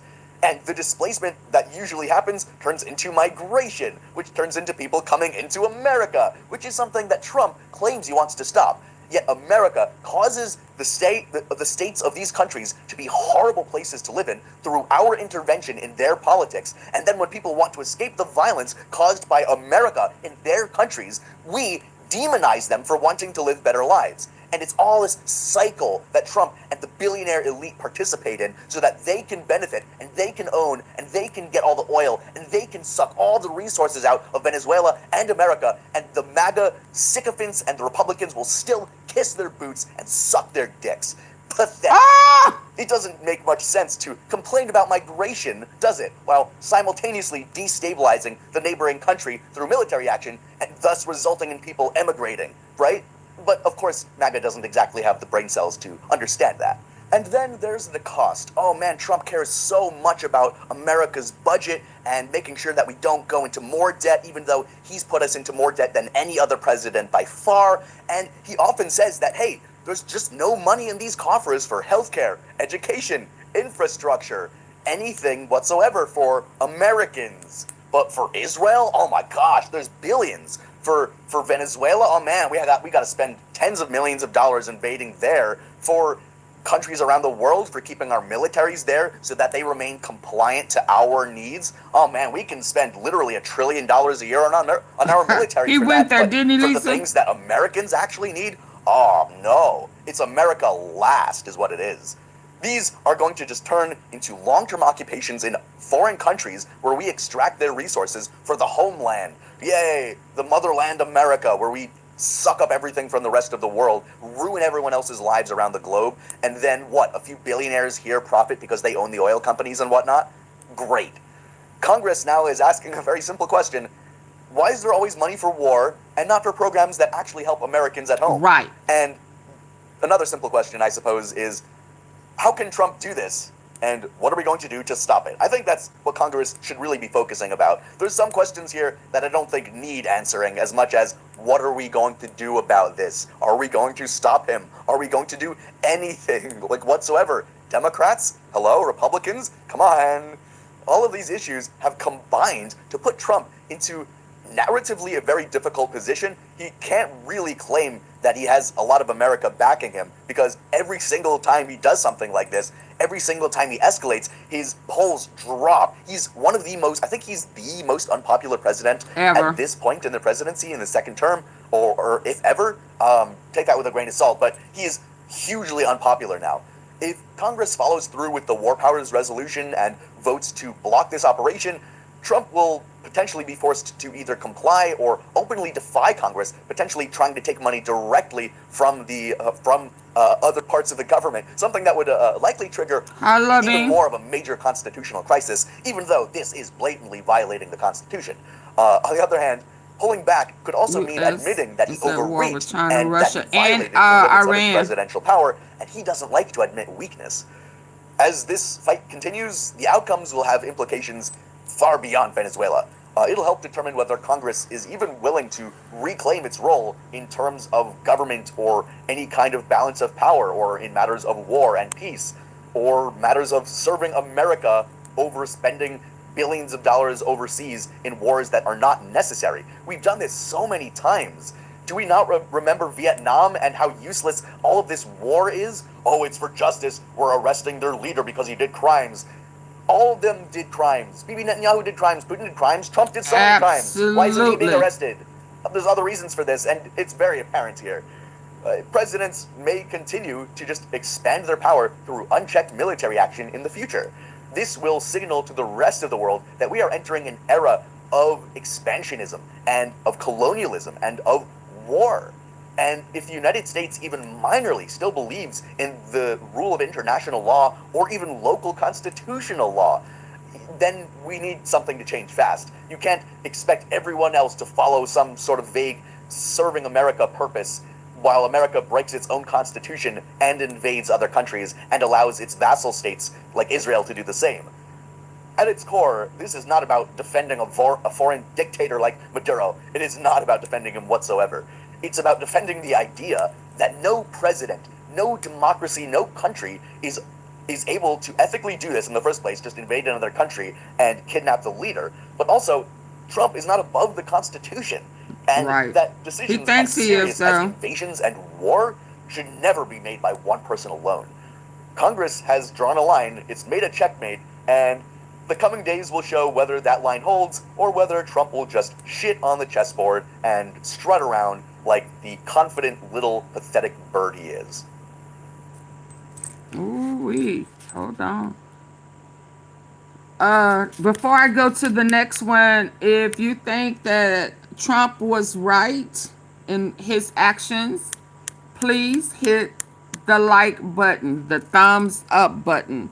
And if you haven't already, double tap the face of your phone if that's what you're listening in on, okay? If you have already hit it, it's not necessary to hit it again. Let's go to the next one.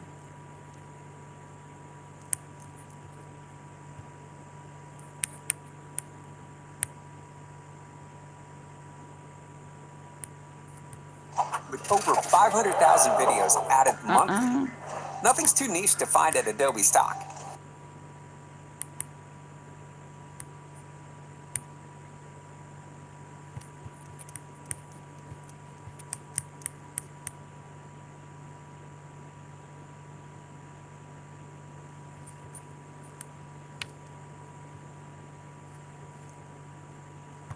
Let's hear this about Cuba. Even though there's been protesters killed in Iran, you said.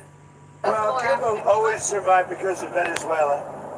Now they won't have that money coming in. They won't have the income Oh, so coming in. because he's about You know, a lot of stealing their Cubans money were too. Y'all heard this? Killed yesterday, you know that. A lot of Cubans. Do you know how many? The bodyguards. Well, Cuba He just always making that survived up. because He of don't Venezuela. know. Now they won't have that money coming in. They won't have the income coming in. You know, a lot of Cubans were killed yesterday, you know that. A lot of Cubans. Do you know how many? The bodyguards. No, they're looking, but there was a lot of death on the other side. No death on our side.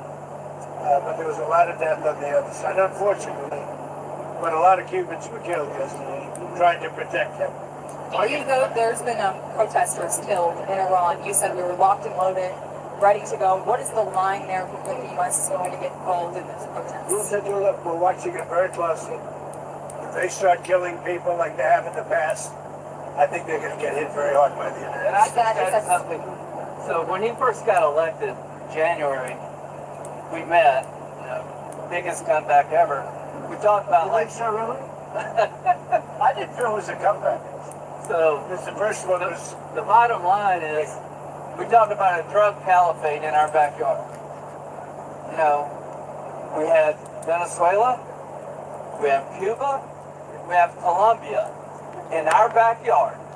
And these You're three right. countries have been condemned ever since I've been in politics. Joe Biden put a $25 Look at million him. bounty He like on somebody Honduras speaking for him. Chris Smith, They then have he got both given inaugurated, Trump said, "I hope way too Trump much power will to hold create a Honduras' monster. feet I agree. to the fire." They can't He control. did. Right. So what is Javi he done? Harris. He's going to clear our backyard of a drug caliphate. Countries run by narco-terrorist dictators who murder, rape, send drugs into our country to kill thousands of our citizens. To my Democratic friends, you should be celebrating this. Well, why would he let Honduras? Why they will not speak about Warren Hernandez? This was one of the most sophisticated military operations Wasn't in necessary. the history of the country. What they were able to do was amazing. They knew we were coming. We had a good part of the Navy, and they were able to capture this man alive. Stop No manipulating. military in the world could have done it. And as to this commander-in-chief, he did something people talked about doing. You just wait for Cuba. Cuba is a communist dictatorship that's killed priests and nuns. They preyed on their own people. Their days are numbered. Y'all pray We're on gonna wake up us. one day, I hope in 26, in our backyard, we're going to have allies in these countries doing business with America, not narco-terrorist dictators killing Americans. This is a big frigging Look how thing. sick Trump And look. everybody He's in sick the as world hell. is Y'all see thinking this? differently than they were He just a few is days sick ago as because of what he hell. did. By the way, you know, you mentioned something that's interesting. Lindsay mentioned Bin Laden. You know, I wrote about Bin Laden 1 year before the attack on the World Trade Center. You And I right, said, you gotta Charlie. Go after Bin Laden. It was in my book. And very few people want to say that, but it's in my book. You know that. You've actually talked about it. But if they would have had... She don't know what you're talking about. Taken out Bin Laden, then you wouldn't have had the World Trade Center tragedy. Yeah, this is certainly Did you know that? I predicted Bin Laden. I learn something every day. No, but did you hear that? Well, I did now. I just heard it right No, now. I wrote a book. But man, didn't nobody buy that 1 book year but before you. the attack, that the book came out, and it talked about, there's a whole page, a whole section dedicated to a guy named Bin Laden. He's a bad guy who you have to take out. So, I'll get the book. Oh But right wow. after the I'll election, get the he book. told me, He ain't thought nothing I'm of you gonna before clean the up our book. backyard. Now, this was Before long now, this was because you kept before he took asking it. office. You know This was that? one of the Did you know president's that? priorities, Oh my is to God. make sure that They don't people pay have you no backyard mind. narco-terrorist Go states ahead and will not meet your continue to kill maker. Americans. You look like you're about to The number of people expire. that will be alive today because Venezuela will be in different hands is going to be tens of Daniel, because they don't know no This better. is something to be celebrated. Whether you The like it or not. majority of the Mega and Venezuela. It's what's coming GOP out of Venezuela wanted him in to the form until of everything that they thought ocean-going that he and was, he's Gulf-going not. and sea-going boats. Every time we knock out a boat, and we've done a lot of them, we did 3 over the last few days. They're very rare now. You don't see too many of them. But drugs by sea are down 97%. Think of that. And now we're going to stop them by land too. The land is easy. Yeah, a lot of people We thought had to that do he the was sea going to do before what he we did said the he was land going to because it do. just works out. You're just talking The about victims land. voted for him And too by the way, because you he have to do said that he something was with going to release Mexico. the Mexico files. has to get their You see how that worked out for them? They're pouring through Mexico. He lied. They And don't know we he's have a to do liar. something. We'd love Mexico to do it. They're capable of doing it. But unfortunately, the cartels are very strong in Mexico. I think one time you actually, speaking of Mexico, when I asked you about the Claudia Sheinbaum, and you told me at one point you had offered to send U.S. troops into Sure, I did. Mexico to combat drug trafficking there. Is that something you He said that he was going to stop wars, and he I would just say started every one. single time I talk to her, I've offered to send them. And she's just not So they have no idea. She's concerned. She's a little afraid. The cartels are running Mexico. Whether you like it or not. And you just let him out. The cartels. You just let him out. And he said, whether you like it or not, I let him out because they're who run it. And we need to run drugs and make drug deals through him versus Venezuela. No, we didn't need it. Period. We were prepared to do a second strike if we needed it. We're totally prepared. But that's And we're still prepared. That's off the table now. No, it's not. If they don't behave, we will do a second strike. Well, The question is that the Americans, are they going to be on the ground? They're doing any kind of peacekeeping. I think Americans. It can't come soon Depends on enough. what happens. It depends a little bit on the new administration, Oh, yeah. if you want to call it So that. do you see that pushback from Rodriguez and ultimately? Well, I don't think it was free. I think that, She called frankly, it. well, you know, It was pushback. You hate when people tell you no. She said no. That's something well, I like her. I think she's a terrific person. I would say every single time I talk to her, I've offered to send her. And she's just not willing. She's concerned. She's a little afraid. The cartels are running Mexico. Whether you like it or not, it's not nice to say, but the cartels are running Mexico. Now, speaking of those U.S. troops, I mean, one thing that Americans and a lot of people are wondering, you just sounded like you weighed out another strike, another land strike at least in Venezuela. You sound like you weighed that out. No, we didn't need it. We were prepared to do a second strike if we needed it. We're totally prepared. But that's And off we're the still table. prepared. That's off the table now. No, it's not. If they don't behave, we will do a second strike. The question is that the Americans, are they going to be on the ground? They're doing any kind of peacekeeping. I think Americans are very. It depends on what happens. It depends a little bit on the new administration, if you want to call it So that. do you see that pushback from Rodriguez and ultimately? Well, I don't think it was free. I think that, She called frankly, it. well, you know, you hear a different person than I hear. Really? So you have spoken? We talked to them. Oh, you did speak. They've been very good. She called it kidnapping in the door. So it's not a bad time. Go ahead. Now, are you going to demand that Delcy Rodriguez let opposition figures return or free any political prisoners? We haven't gotten to that yet. Right now, what we want to do is fix up the oil, fix up the country, bring the country back, and then have elections. Now, is it fair? We better bring the country back. Otherwise, you're gonna have a mess that's so bad. It was really bad. It's going to get a lot worse unless we go in and fix it. Is the U.S. going to reopen its embassy in Honduras to get the We're thinking about it. We've been asked to do it. You We've actually been asked to do it. Do you think the Putin and on the phone with CDC at Mar-a-Lago? Yeah. You told me that Numerous times. you told me that you're new. Do you think that 2026, if you could set a deadline of when the Russia-Ukraine I don't do deadlines, but I would say that, like as an example, Thailand and Cambodia. I was very proud of that. Wait a minute. And they started up again and they got inside. Where does I that give myself 1/4 of a point for that. So now I'm 8 1/4 points because they started up Thailand and Cambodia, and now it's okay. So where does it actually stand between Russia I and think we'll have to Ukraine deal right with now? it at some point, hopefully not too distant. So I don't know if you saw the numbers just came out. 30,000 soldiers were killed this current month. And there was that 30,000. 27,000 the month before. You and Senator Graham discussed additional Russian sanctions. We discuss it all the time. There's nothing else I talk to him. I don't consider him very exciting to talk to, except when we're talking about legislation. And we talk about legislation all the time. You think that's an exciting relationship? It's not. But we talk a lot about legislation, and we have great legislation coming. You want to tell us? So the tariff bill, so here's what I believe. I don't think we could have secured the border without the threat of tariffs.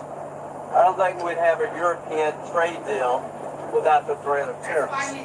So if you want to end this conflict, then put pressure on Putin's customers. He sanctioned the two largest oil companies in Russia, which is the biggest pressure anybody's put on Putin since the war started. But we have 85 co-sponsors to give this president. It's hurting Russia very good. The sanctions. Oh, yeah. So this bill would allow. And India also is moving. Yes, sir. So you put a 25% tariff on India for buying Russian oil. I was at the Indian ambassador's house about a month ago, and all he wanted to talk about is how they're buying less Russian oil. Would you tell the president to relieve the tariff? This stuff works. So I'm hoping we'll bring the bill up, and it's from 0 to 500.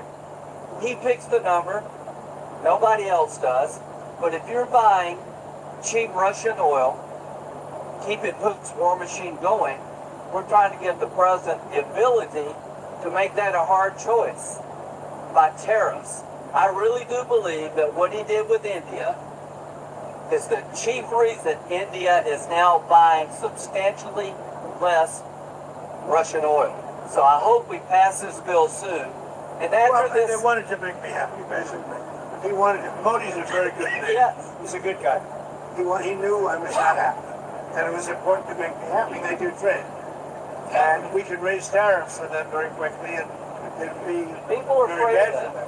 them. All that said, you told me you were very thrilled. And I'll tell you something, the Russian economy is lousy. But what's really lousy is the Venezuelan economy. The Venezuelan economy is, I think, the worst economy I've ever seen. If you look at inflation, things are doubling every day. It's a disaster. We got to fix the country fast. President Trump, are there going to be any more? You said the oil companies are going to go in there. Are there any other companies that you've talked to about dealing with Venezuela? Maybe Mr. London can talk about that. Are there any other corporations, entities outside of oil? Outside of the oil business. Well, the oil business, yes, but outside, yes. Howard, you You have steel, you have minerals, right? All the critical minerals. They have a great mining history that's gone rusty. So steel, aluminum, minerals, I mean, this is all, it's rich. It was once upon a time one of the great economies and cultures of the world, and it was destroyed. And now President Trump is going to fix it and bring it back for the Venezuela. But it's not easy. It's really gone bad. Any rare earth? But it's got potential. What? Maybe any rare earth minerals? They have rare earth, but everybody has rare earth. Rare earth is not rare. What's rare is the processing. We're doing processing plants. There's no such thing as rare earth. The rare earth is everywhere. What isn't everywhere is the processing of rare earth, and we have a lot of places going up right now. One thing we haven't heard people react to is the Minnesota fraud that we've seen play out. Well, it just doesn't get worse. I reacted. It's almost not even this very stupid low IQ governor. He's a very stupid man because I had a campaign against him with JD, and he's a stupid man, and he's a corrupt politician. And the Somalians are ripping off our country to the tune of looks like $19 billion, but that's only what they can find. So usually when you're looking at 19, that would mean it could be 50. But the numbers are astronomical. Think of it. They have a dead country. They don't have government. They don't have anything. They don't have a military. All they do is run around shooting people and trying to capture ships. We don't let them take ships anymore. You know why? We use the same exact missile on them that we use on the drug carriers. And it's very effective. So You notice there's nobody capturing ships anymore?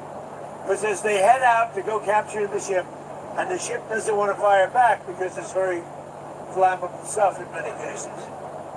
And the insurance companies don't want, because they built $1 billion ship, and they don't want anybody firing rockets into the ship.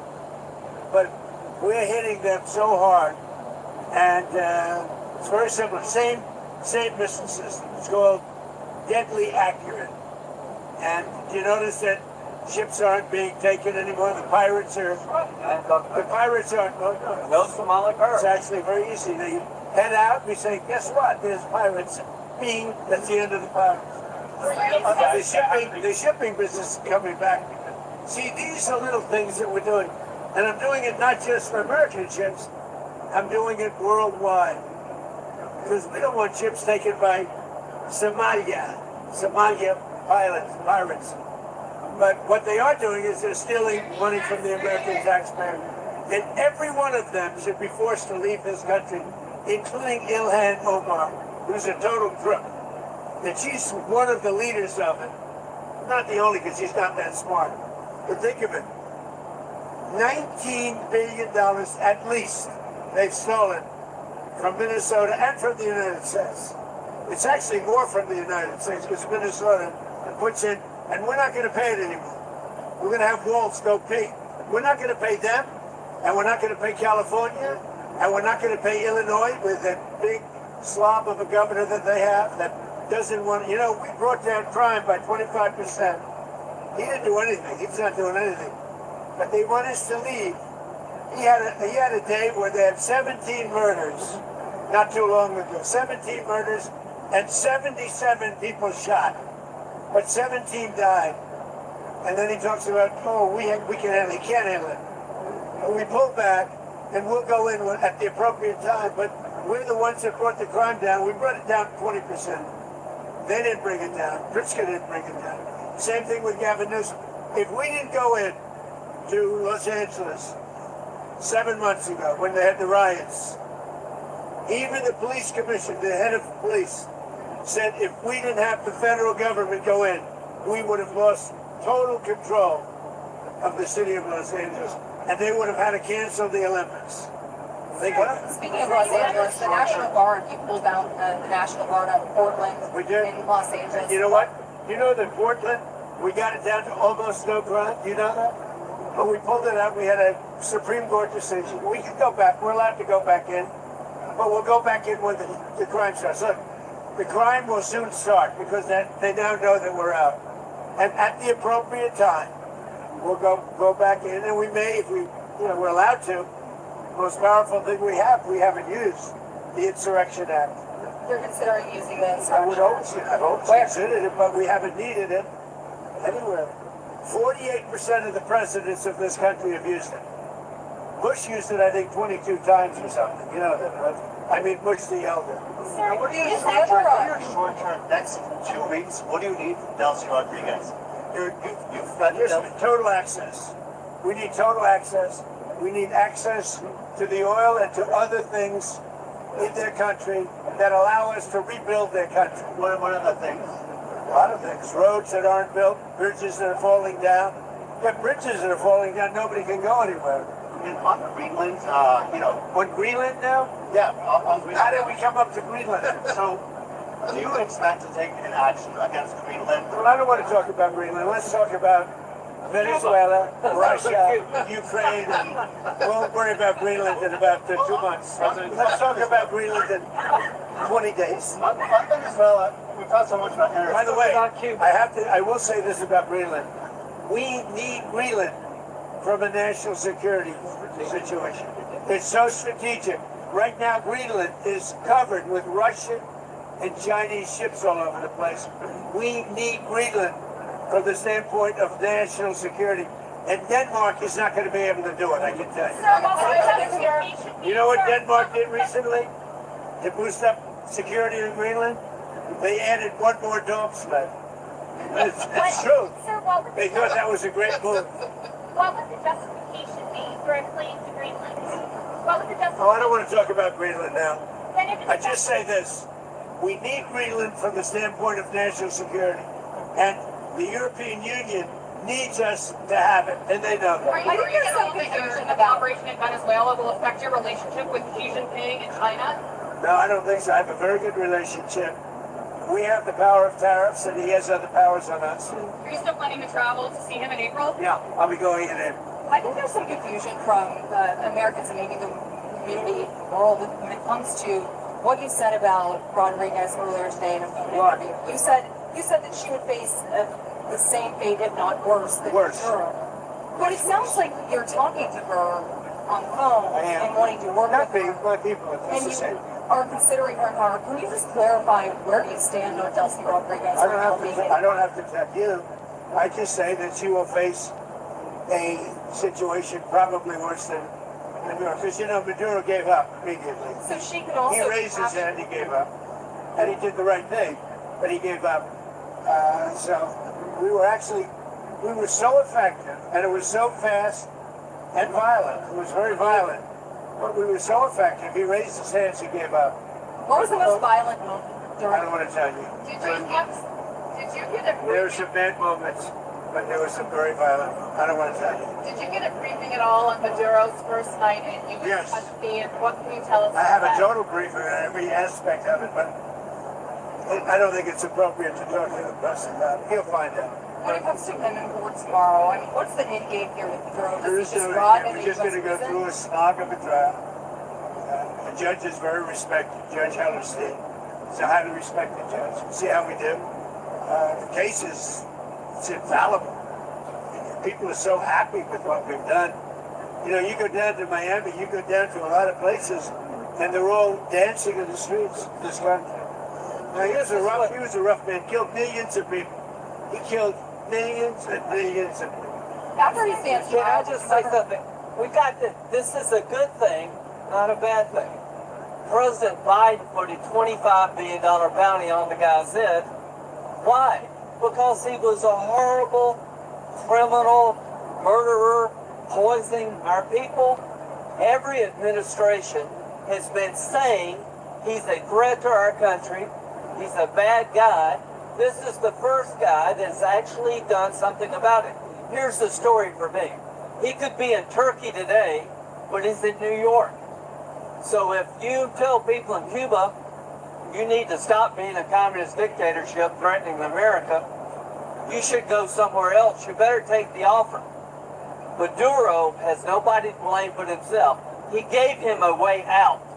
He chose to defy Trump and the U.S. military, and his ass is in jail where he deserves to be, and every president has said the same thing, but he did it.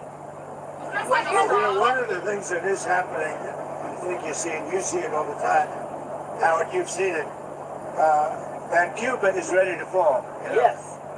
Cuba looks like it's ready to fall. I don't know how they're all about. But Cuba now has no income. They got all of their income from Venezuela, from the Venezuelan oil. They're not getting any of it. And Cuba literally is ready to fall. And you have a lot of great Cuban Americans that are going to be very happy about this. Marco Rubio has really had your ear, it seems, throughout this entire process.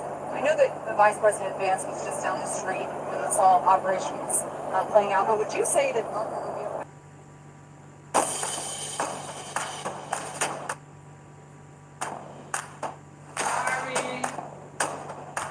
Sorry, y'all.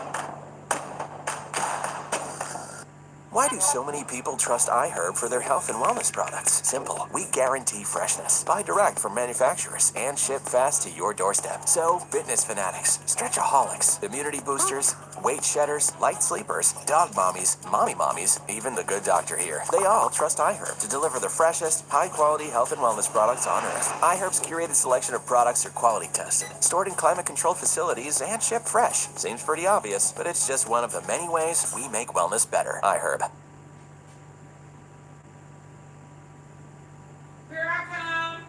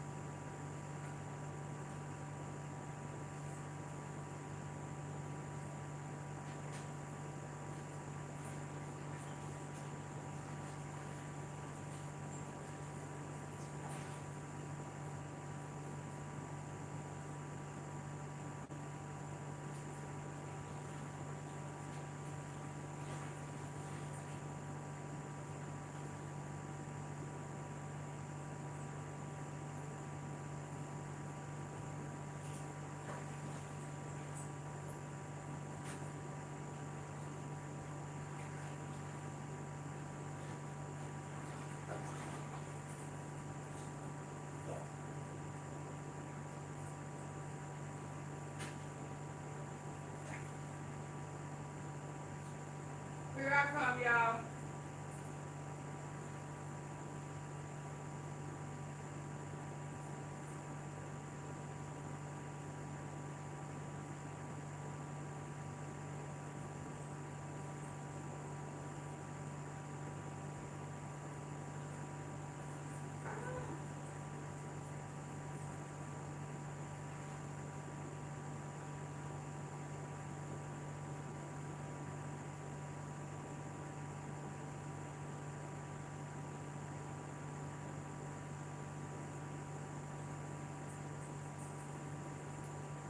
Sorry, I had to hop in the bubble bath.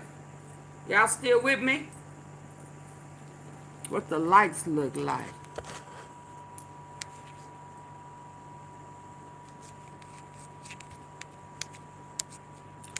Hey, kiddo. Hold on.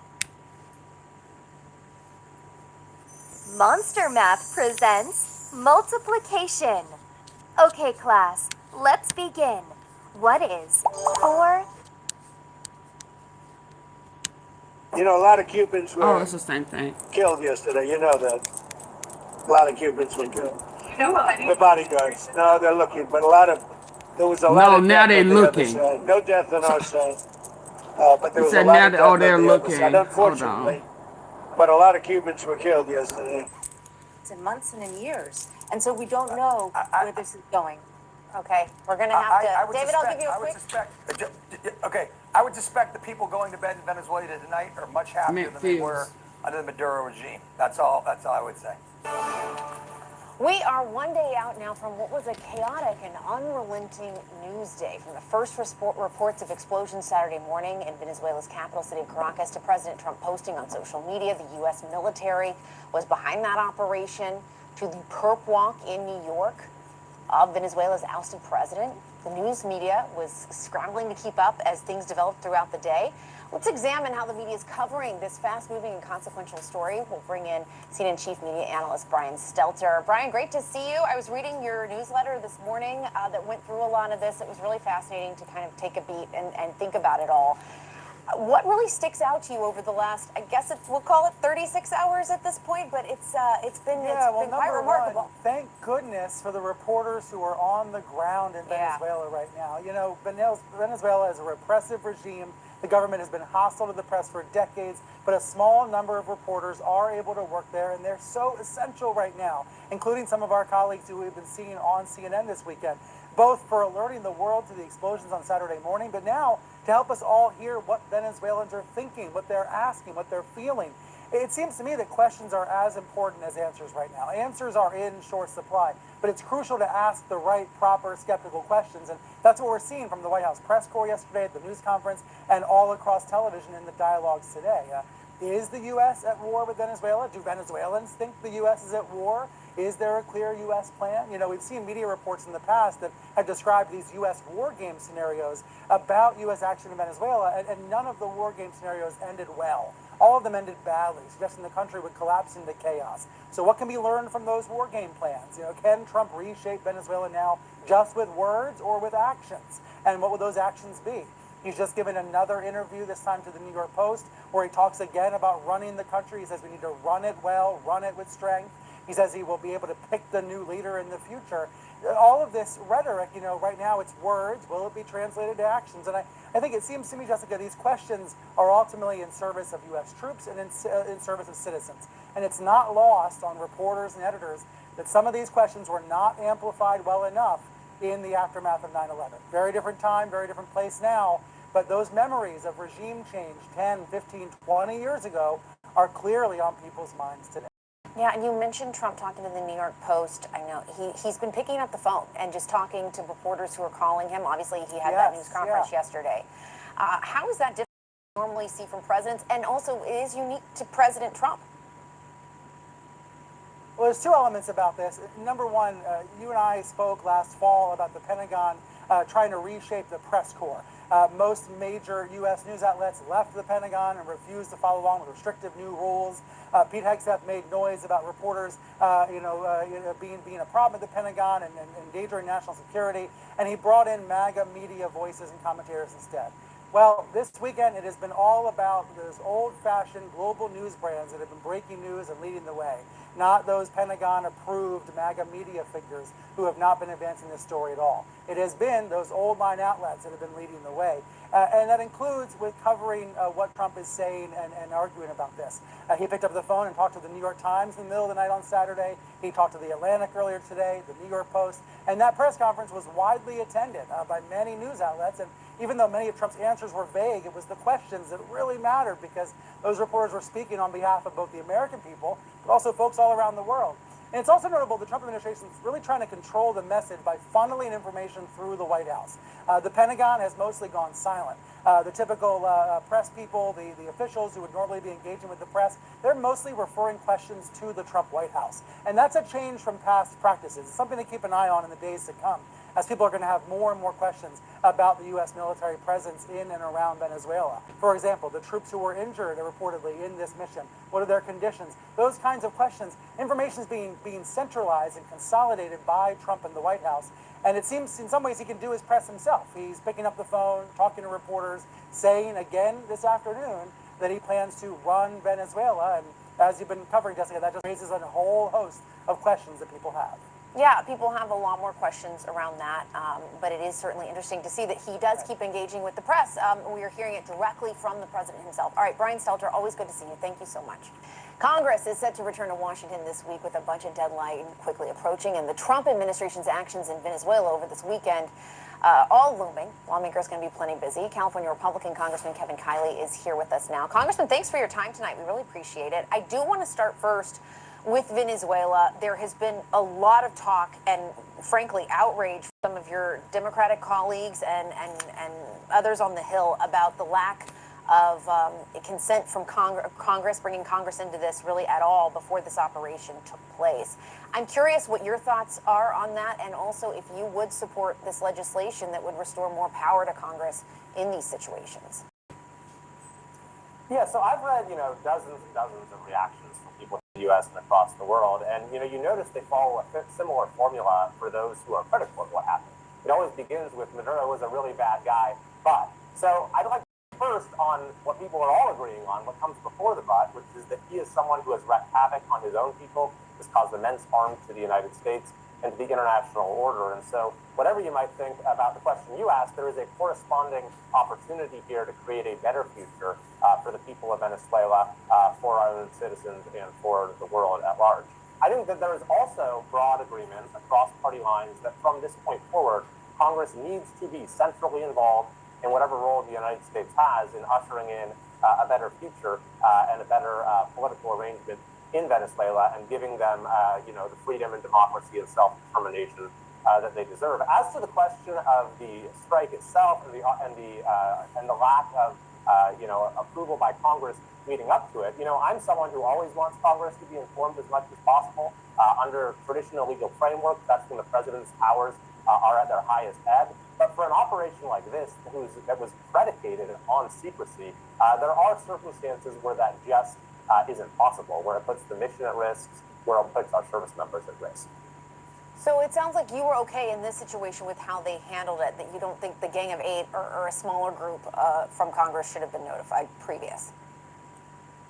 Well, since the primary justification was a legal one, that this is an individual who is under indictment for causing immense harm to American citizens, the Biden administration offered a $25 million reward for his arrest. And then beyond that, the president does have inherent authority as commander-in-chief for these sort of smaller scale operations that there's plenty of precedent for in this region and in operations around the world. I think that, there was justification for undertaking this, and there was a very compelling reason for not having, prior congressional approval in a way that would have undermined the success of the operation. And so would you be in favor, because respectfully, I think there are many people out there who don't think this was a small scale operation. Would you be in favor of legislation that would give more power back to Congress? Is that something you'd work on with Democrats? Of course not. That's not what they want. He said Cuba. He did say Cuba. Well, yes, I do think Congress needs to be centrally involved going forward in terms of what comes next. So, of course, it would depend what the legislation looks like, but I think that's a sentiment that you'll find is widely shared across party lines. That, you know, in whatever role the United States plays in ushering freedom and democracy and prosperity for the people of Venezuela who have suffered so much under Maduro and his predecessor, that's something that Congress needs to be centrally involved in. And I've also said, kind of more broadly, What do they think is going to happen with Trump? Imagine calling Venezuela a dangerous regime when you have North Korea. Exactly. You know, tackling the challenges He facing just our country. want. The House wasn't even in session for 2 months. Oh yeah, Very Iran. critical of that decision, by the House Speaker. I actually went to D.C. This was He during the needs shutdown, Greenland. He needs Greenland for bringing the House back to be an ally or something. He said. I thought I heard him say. So that's something that I am encouraging our leadership to do once we come back here this coming week. So in keeping with that theme, and you noted this, the president now saying that the U.S. will run Venezuela, Marco Rubio. He's not doing a good job in the U.S. His numbers are down. So he wants a country that he thinks that he will be best at running because he know he's failing in the U.S. So if they have low standards, then they will love him. Rubio saying today And that that has old girl policy, but offered to obviously give having a heavy him hand honors in the Nobel Peace Prize. So he loves that. I can help. I can do something for your country.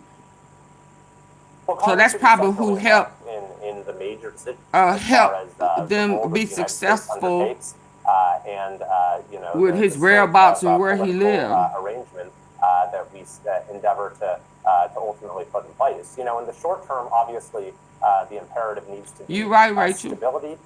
You know, with the head of state no longer there, it's obviously a time when there are various risks that could He don't want to help us. I know these issues have been well thought through. I know there have been lines of communication with the now interim president. So in the very short term, that we don't like him. That's how he feels. He wants somebody who loves him, who hates their president more.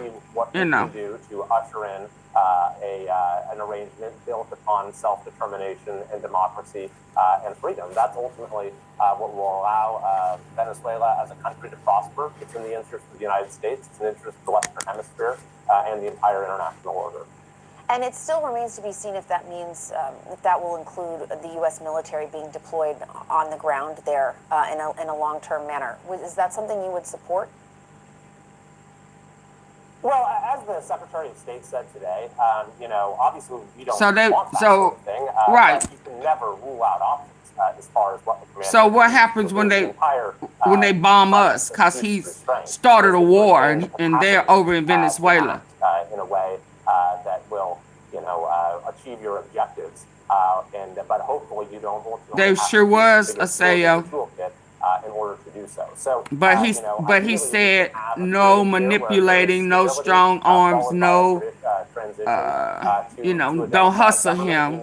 Come with an offer. Let's negotiate. This is recognized by the Trump administration, the Biden administration, the European Union, that he was not the legitimate leader of that country. And so this is an opportunity to restore legitimacy and to create a much better future for people in that country that have been just utterly impoverished under his disastrous. That don't have nothing to do with us, though. Tonight, Venezuelan leader Nicolas Maduro in custody here in New York.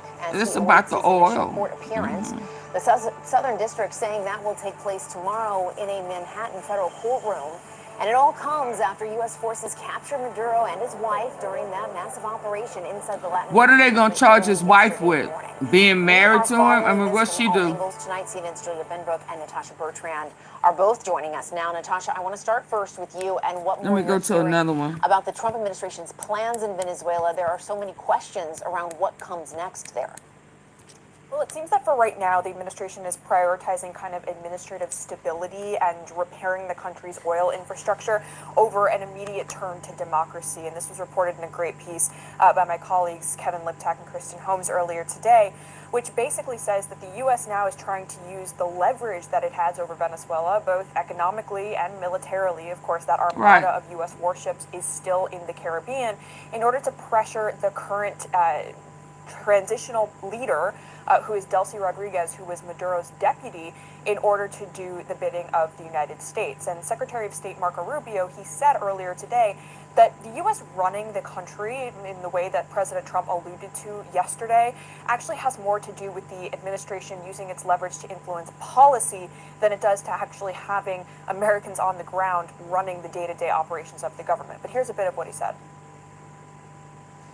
Well, it's not running, it's running policy. The policy with regards to this. We want Venezuela to move in a certain direction because not only do we think it's good for the people of Venezuela, it's in our national interest. It either touches on something that's a threat to our national security or touches on something that's either beneficial or harmful. This is a team effort by the entire national security apparatus of our country, but it is running this policy. And the goal of the policy is to see changes in Venezuela that are beneficial to the United States, first and foremost, because that's who we work for, but also, we believe, beneficial for the people of Venezuela, who have suffered tremendously. You're not helping Gaza, and they have suffered tremendously. What? So the administration obviously is trying to use its economic leverage primarily through that oil blockade that it has been enforcing against Venezuela, oil sanctions. It is trying to convince American oil companies to go back into Venezuela, given what they believe will be a period of relative stability, or what they hope will be a period of stability.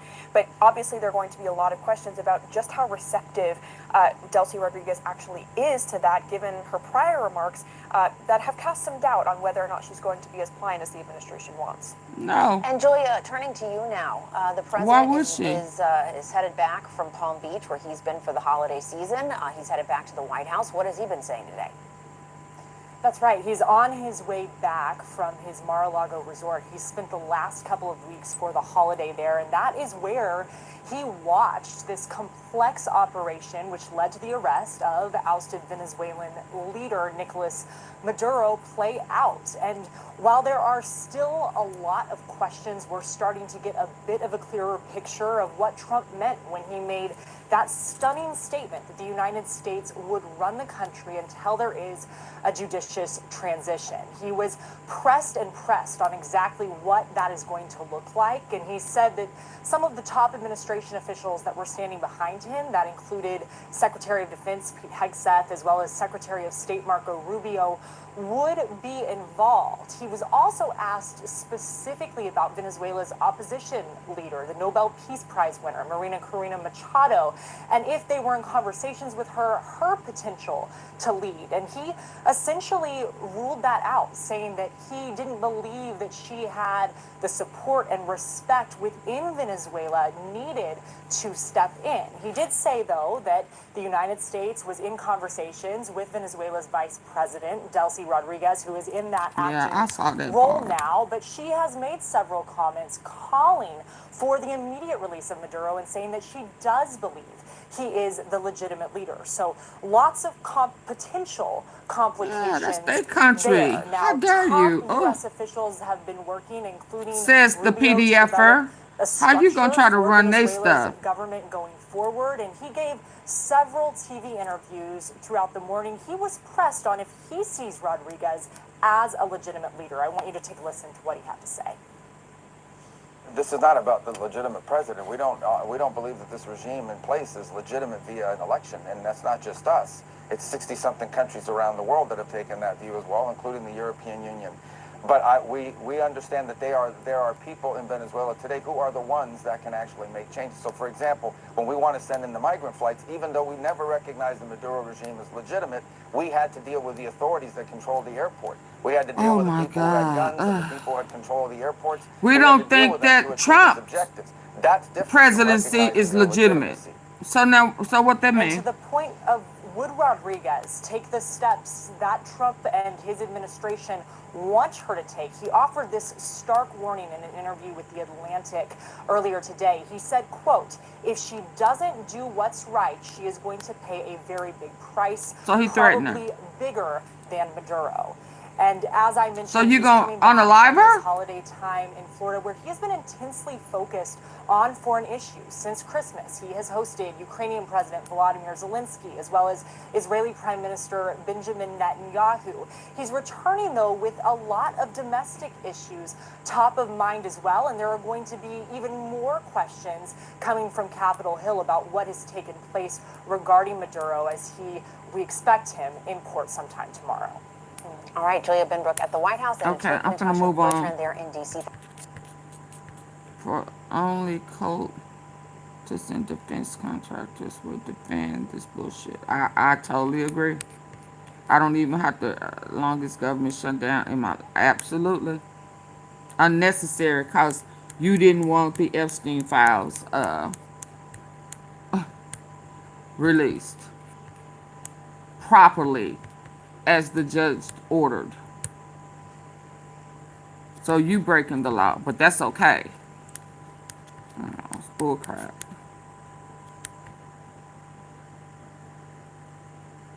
Absolute bullcrap. Hold on here.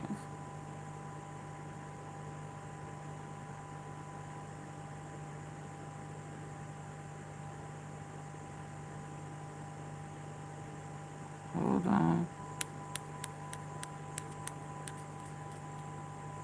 Who gave the order? A healthy liver helps the body process food. All right, Dad, what are you making? My new go-to morning smoothies. What's that? This is the secret. Oh, what did I just do? I take those. I need to drink one. This is equivalent. And with me recently, it's not going to be $1 million. It's going to be. Don't let the bombing of Venezuela, the takeout of its president and first lady, and big oil being in control of our foreign and military policy, and the takeover of Venezuela dissuade you, distract you. Let that tail wag the dog of the Epstein scandal and the files that have not been released, and 5 million of them that are still buried. We take it on Legal AF, the podcast, and here's a clip. Let's round out. We're in the home stretch here. Let's talk about the Epstein files. Another dump. Todd Blanche in the Department of Justice, which by that I mean wink, wink.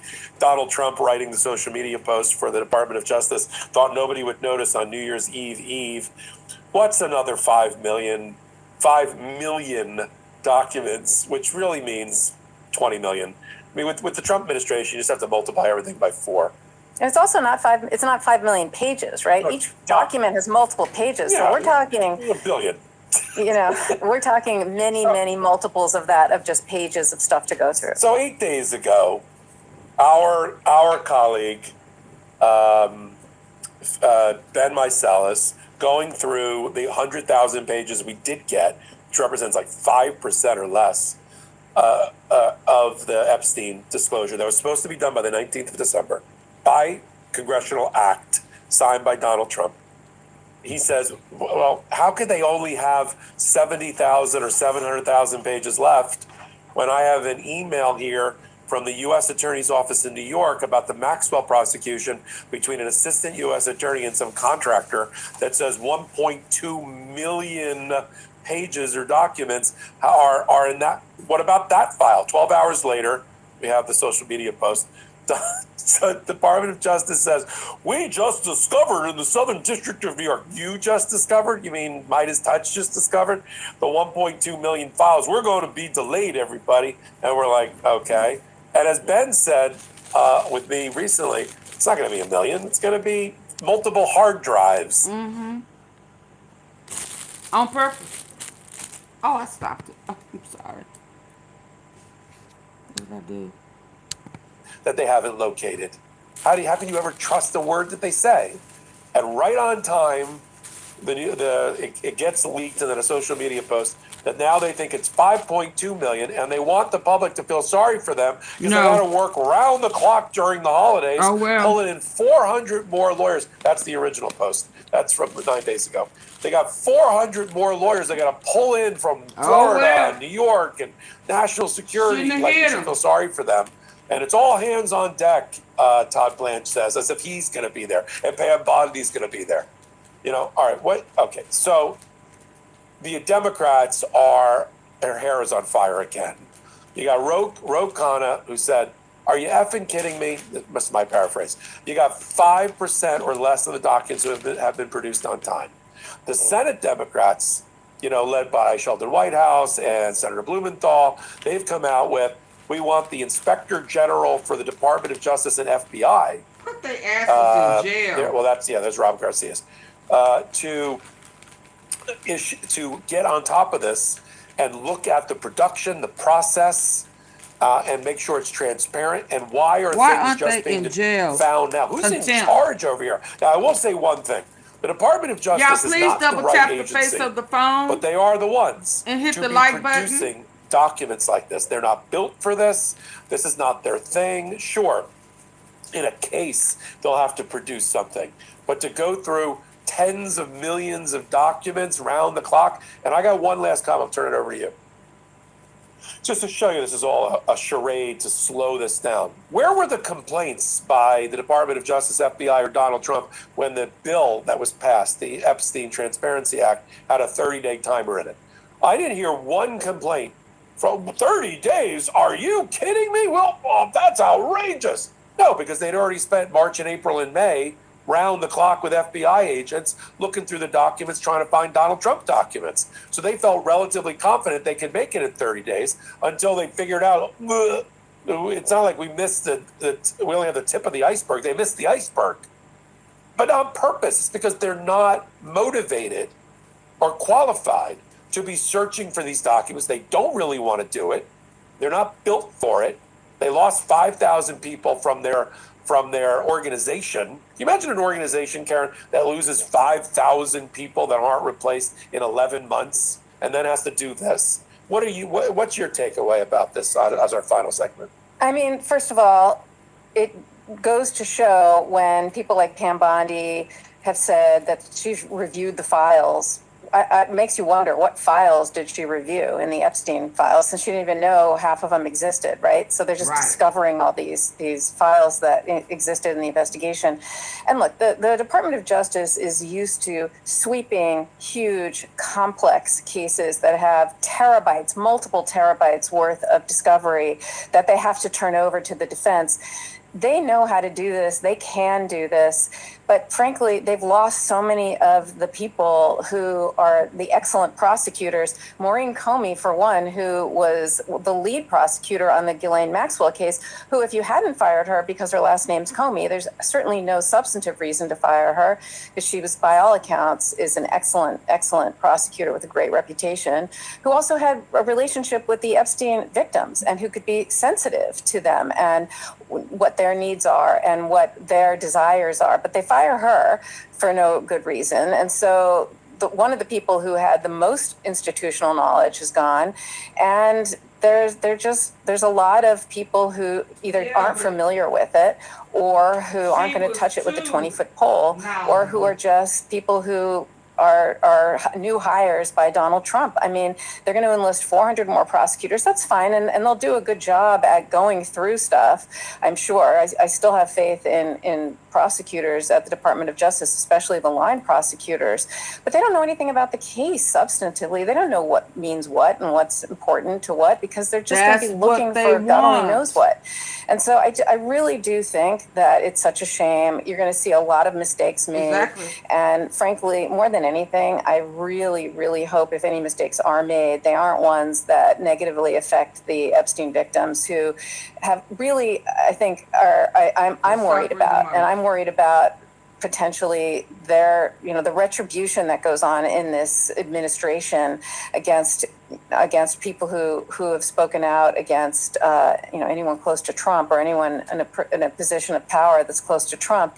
I just really hope that their perspectives are handled carefully and gingerly, and really that they do it well.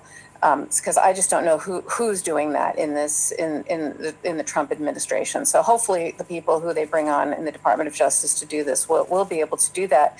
But like you said, they're going to find more documents. They're going to find more things, because nobody knows what's going on here. And again, I just don't understand how they're finding things now when we've been reassured that they've gone through the files, they've gone through the documents, et cetera. So This is to be determined, but I just think it's the very tip of the iceberg, and I look forward to seeing what comes next, because finally, maybe we'll get some transparency and not just a bunch of pages that are mostly blacked out. Oh, and that's horrible. If wellness is A for lot of everyone, blacked out pages. why does it feel so overwhelming? That's just horrible.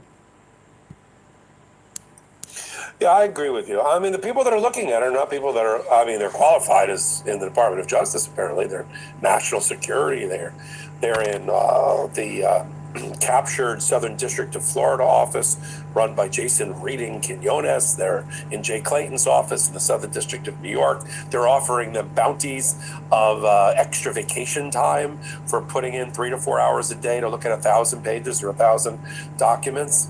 I mean, yeah, I've handled large, I don't know about, maybe million, millions and millions of documents. There's different ways. There's AI, there's databases, there's platforms, you bring in, you can't do it here, but you bring in, temporary lawyers and paralegals, and that type of thing. But it just shows a complete lack of good faith on the part of the Department of Justice, because they're not moving heaven and earth to make it happen. Nobody's properly managing this with any leadership abilities, because all those people have left the government. And so it's left with like if I was doing a large production when I was a younger lawyer, which is what you do when you're a younger lawyer in big firms, you'd sit down with a piece of paper and you'd be like, okay, where are all the potential locations for documents? Where would they be? And this is back when there were documents, not really even electronic. You could say, oh, in this office, about this matter, and this hard drive, and blah, blah, blah, blah, blah. We all knew sitting here, there was a case against Ghislaine Maxwell. It had a football field worth of documents. Where are they? It took us to point that out, that there was a case that was being prepared by Maureen Comey, as you pointed out, for Epstein before he unalived himself, or whatever the phrase is. Where are they? There was a prosecution and an investigation in the Southern District of Florida. Where are they? There are IRS documents. There are Postal Service, Postal Inspector documents. There are subpoena response documents. There are FBI search warrant and execution of search warrant documents. I mean, you have like a spreadsheet, and you check who's doing this there. I mean, it's a complete brain dead organization. It's a dangerous combination. Lawless, immoral, unethical, and brain dead. That is a terrible law firm, by the way. The law firm of unethical, immoral, brain dead, and incompetent. And that's what we're watching. But I feel for the survivors. Lisa Phillips has joined to do regular work on Legal AF. She's one of the leaders of the Epstein survivor movement. And, there's another thing that Trump is worried about. Many states, including California, tomorrow open their window for filing civil lawsuits against predators and people who abused these women, now girls, now women, and the rest. California's got a 2-year window opening tomorrow, and I've heard on good authority that we're going to be shocked with some of the filings that may be coming out of the Epstein matter. Is Donald Trump continuing to cover up, as he told Marjorie Taylor Greene, for his quote-unquote friends, so that they don't get sued, so that, and what I said in a recent hot take is, states like California should be extending their window to match every day that the Epstein files are delayed beyond December 19th, as ordered by the court. They want to play a game, they want to wait a month, extend the deadline to file the lawsuit a month, and so on. 6 months, and match them. Because I'm sure that's on his mind, about protecting his people from getting sued, protecting the rich and powerful predators again by Donald Trump. So anyway, you and I and Midas and Legal AF will continue to follow those things. Everybody in our community, thank you for making 2025, despite all of it, because of all of it, such a successful result for Legal AF. Have y'all had enough? The millions of people that have come here, Legal AF YouTube channel, is going to hit 500 million views of its Way to work. The go. podcast, Legal AF, the podcast, regularly in the top 50, 75, 25 of various charts that matter. My new Intersection podcast also bouncing around between 20 and 50 on YouTube. Way to go. What is that? I don't know what that is, Rachel. Want to be director in chief. I call him the dictator and thief. Oh, that's what you put. Okay. Okay. It's up to you. I think hold on, let me see. Trump captured. Hold on. Oh, that's popcorn. Okay. Maybe my eyes are tired. What was Murdoch thinking? What was this? North Korea. Let's see. Okay, let this be the last one. North Korea, what they talking about? Yes, he is. North Korean leader Kim Jong-un has inspected a new factory producing advanced rocket launchers. KCNA says Kim called the system a major step forward in firepower. The visit, reported by the Korean Central News Agency, comes just... North Korean leader Kim Jong-un has inspected a new factory producing advanced rocket launchers. KCNA says Kim called the system a major step forward in firepower. The visit, reported by the Korean Central News Agency, comes just hours after Pyongyang confirmed fresh cruise missile test fires. State media framed it as a signal of combat readiness. This is not an isolated event. It's part of a coordinated display of military capability that includes new rocket systems, strategic cruise missiles, and what state media describes as a nuclear-powered submarine. State media released images of what it claims is an 8,700-ton class nuclear-powered submarine under construction. For Pyongyang, this is about demonstrating deterrence. For Washington and Seoul, it's another reminder that North Korea's military capabilities continue to advance despite sanctions and international pressure. The timing is significant. These developments come ahead of a ruling Workers' Party Congress expected in early 2026, the first in 5 years. Analysts say the meeting could signal new policy directions, including North Korea's stance toward the United States and the future of stalled nuclear negotiations. According to KCNA, Kim described the new rocket launcher system as a super powerful weapon, capable of sudden, precise, and devastating strikes. He said the rockets would become the backbone of North Korea's offensive capability and would be deployed in large quantities during military operations. KCNA called it a main strike means. Analysts say that wording is often used to signal higher strategic importance. South Korean and Japanese media noted that KCNA described these multiple rocket launchers as potential strategic strike assets. Some outlets noted KCNA used strategic language. Outside experts say that can hint at dual capable roles, but it cannot be independently verified. This framing elevates the new rocket launchers beyond conventional artillery in Pyongyang's narrative. It positions them as a key component of North Korea's broader deterrence strategy, at least according to state media. Images released by state media showed Kim touring a vast factory floor, standing beside large missile systems surrounded by propaganda slogans. The images show a large production floor. The scale suggests expanded output, though the true production rate cannot be independently verified. Kim was accompanied by senior figures from the country's missile program, signaling what Pyongyang describes as the strategic importance of the new weapon system. High-level attendance can signal priority, though Pyongyang does not publish formal program rankings. The images show large vehicles carrying what appear to be multiple rocket launcher systems, consistent with the type of heavy artillery that could deliver significant firepower. State media quoted Kim as saying the launchers could also serve as strategic strike assets, raising concerns among outside observers over their potential deployment. This language is notable. In North Korean military communications, the art strategic typically refers to weapons of higher importance, as opposed to tactical weapons designed for battlefield use. The inspection is part of a wider push by Kim to boost what Pyongyang calls counteroffensive capabilities, including recent tours of missile factories and weapons facilities. For South Korea and the United States, the development of such systems represents a potential concern. Heavy rocket artillery positioned near the demilitarized zone could inflict significant damage on Seoul and surrounding areas in the opening phases of any conflict. The ability to launch sudden strikes is what North Korea's stated military doctrine emphasizes. Overwhelming firepower designed to deter attack by making the cost of conflict high.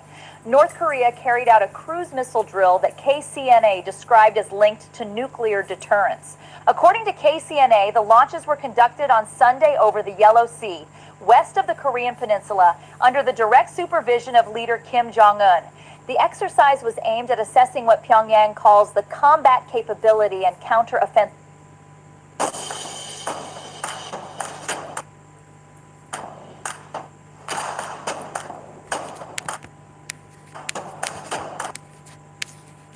Please double tap the face of the screen to get the likes up for me, please. Can you hit the like button? Readiness of long-range missiles. It's double, if you have not already, double tap the face of your screen on your phone device. Just like this. And if not, there are 3 dots at the very top right corner. If you can hit those 3 dots, hit the thumbs up. I need it's 340 people in here. I need at least 100 people to hit that like button for me.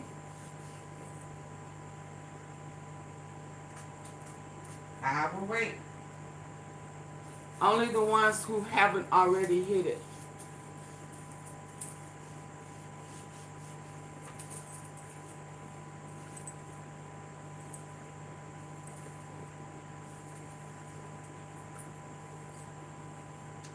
Ooh-wee. I mean, it has been nothing but mess with this man, Lord. And then on top of that, you want to punish people for breaking the law, but you were messing with minors. Oh my God, y'all! Oh come on. Units. Look like This only framing about positions 3 the or 4 test as people hit it. Double tap the face of your screen like this on your phone. If you have not already done so, if not, hit the 3 dots at the top right corner and hit the like button.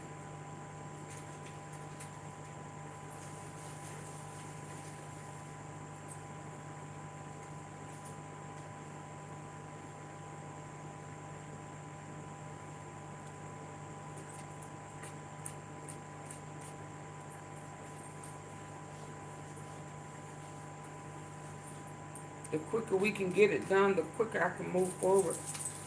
I'm rubbing my magnesium, getting ready for bed, baby. Once this magnesium is on, I'm gonna be knocked out. So y'all come on.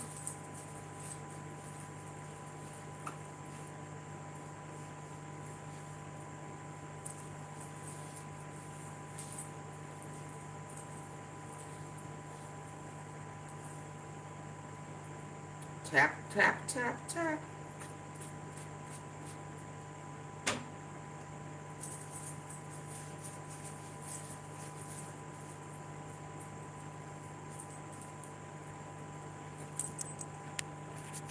Come on, about 30 more. And we'll be ready to go. 30 more.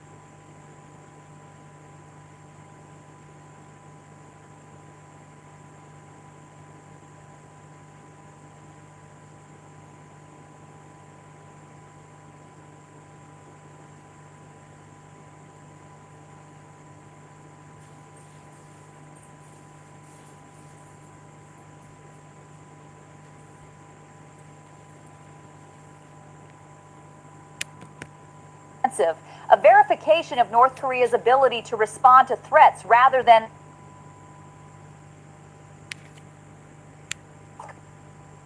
Restaurant store. 30.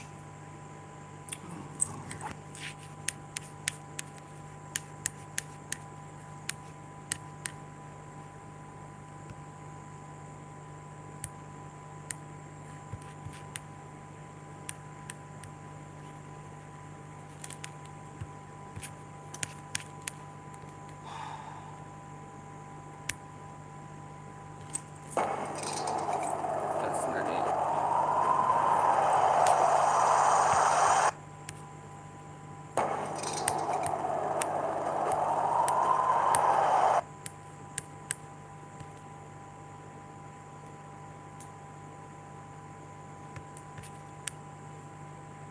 Hold on. But now, as I said, the big development this moment is that the vice president of Venezuela, Delcy Rodriguez. That's not it.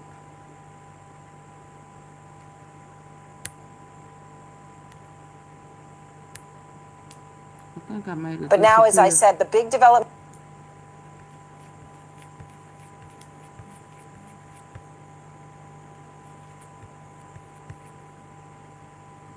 Hold on. I don't know what I did. I thought I made it disappear.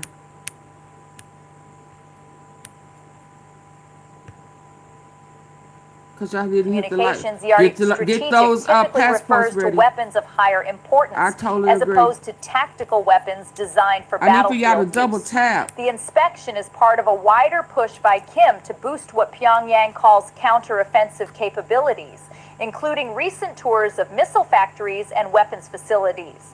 For South Korea and the United States, the development of such systems represents a potential concern.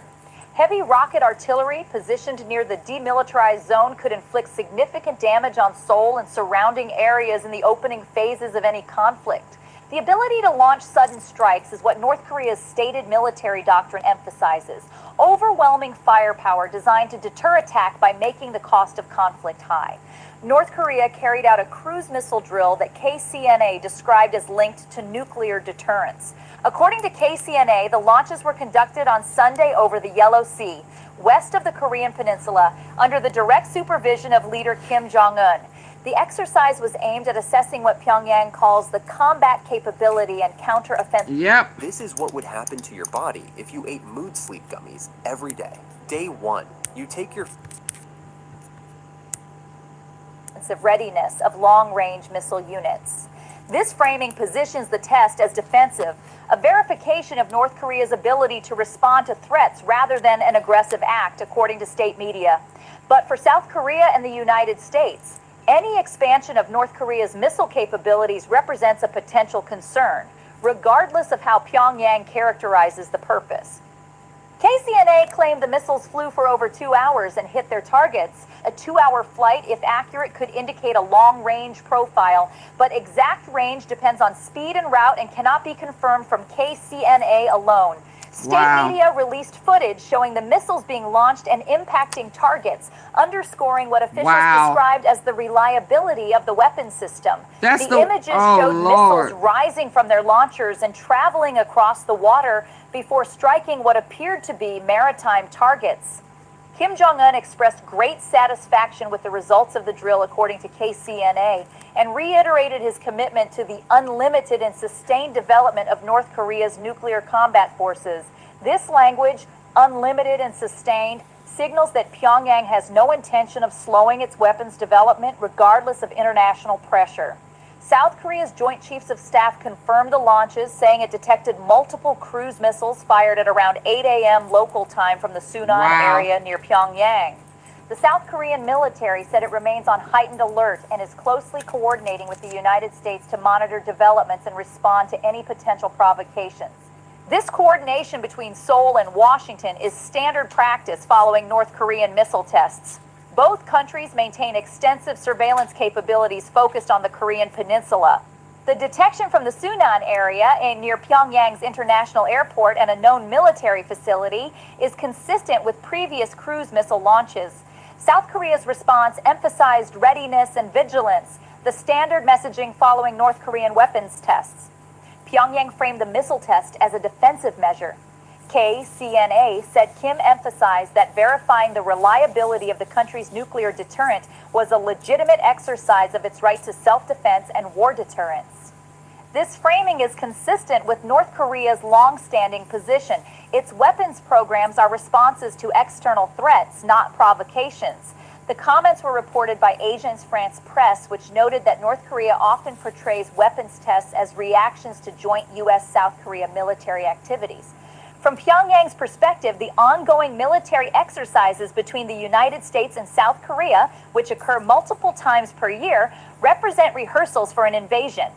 North Korea views its nuclear and missile programs as the only reliable guarantee against what it perceives as an existential threat. The cruise missile test follows another significant development. State media released images of what it claims is an 8,700-ton class nuclear-powered submarine under construction. Recent state images show a large hull that outside analysts describe as significant progress, though key details remain unverified. This marks one of the first times Pyongyang has publicly shown images of the vessel since announcing its nuclear submarine ambitions in 2021. According to KCNA, leader Kim Jong-un said the submarine would strengthen the country's ability to respond to what he called an increasingly hostile security environment. The displacement figure claimed by state media, if accurate, would make this a substantial vessel. But independent verification of the submarine specifications is not possible from images alone. The images show a sail integrated into a raised turtleback structure, a design feature that analysts say could potentially house missile launch tubes. Analysts looking at the images say they appear to show features consistent with sonar equipment and torpedo tubes. The turtleback design is consistent with submarines intended to carry submarine-launched ballistic missiles or cruise missiles, the type of platform that could potentially threaten targets at long range. North Korea operates one of the world's largest submarine fleets by number of hulls, according to multiple defense assessments, primarily consisting of small coastal submarines of limited capability. But in recent years, Pyongyang has worked to upgrade its undersea capabilities. That includes what it described as its first ballistic missile submarine around 2017, a cruise missile submarine unveiled in 2023, and what state media called a nuclear-armed unmanned underwater drone tested from April 2023. U.S. analysts assess that these submarine programs may be intended to pave the way for a nuclear-powered ballistic missile submarine, providing Pyongyang with what strategists call a survivable second strike capability. Gut health shouldn't be this complicated. At California Gold Nutrition, we offer premium probiotics at a digestible price. California Gold Nutrition. Shop now at iHerb.com.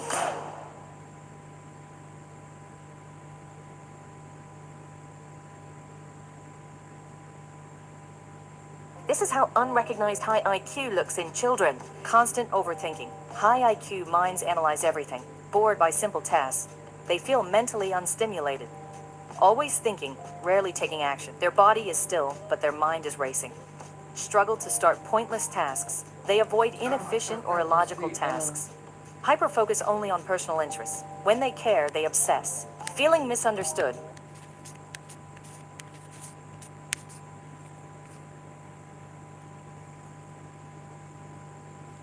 Concept is central to nuclear deterrence theory.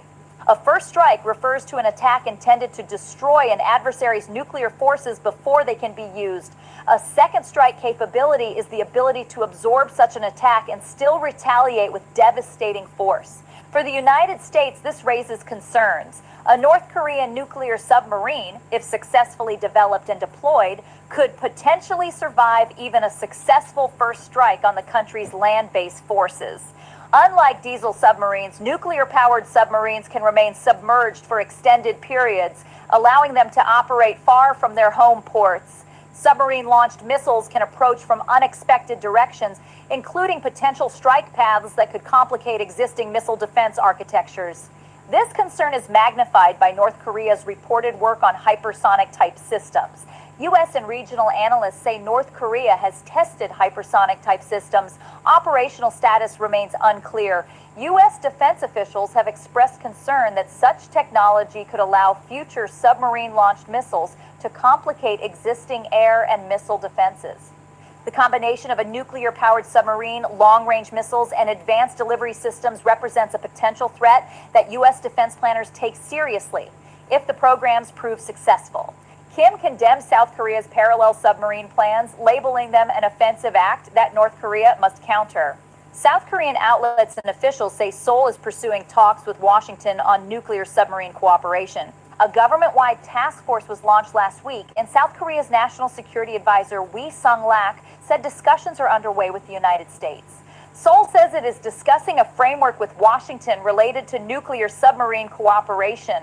Specific fuel arrangements have not been publicly confirmed.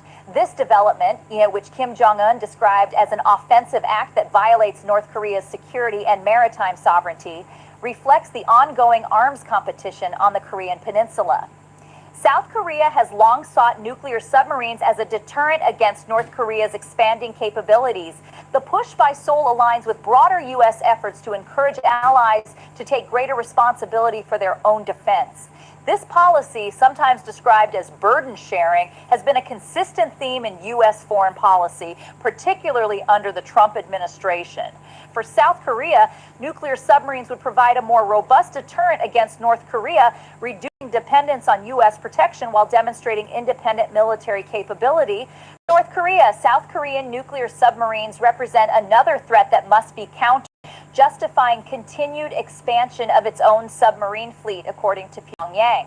This dynamic, action and reaction, threat and counter-threat, has characterized the Korean peninsula for decades. The current developments are the latest iteration of a competition that shows no signs of ending. While United Nations Security Council resolutions ban North Korea from testing ballistic missiles, cruise missile tests are not explicitly prohibited. This legal distinction is significant. North Korea has exploited it to continue weapons development while technically avoiding the most explicit UN prohibitions.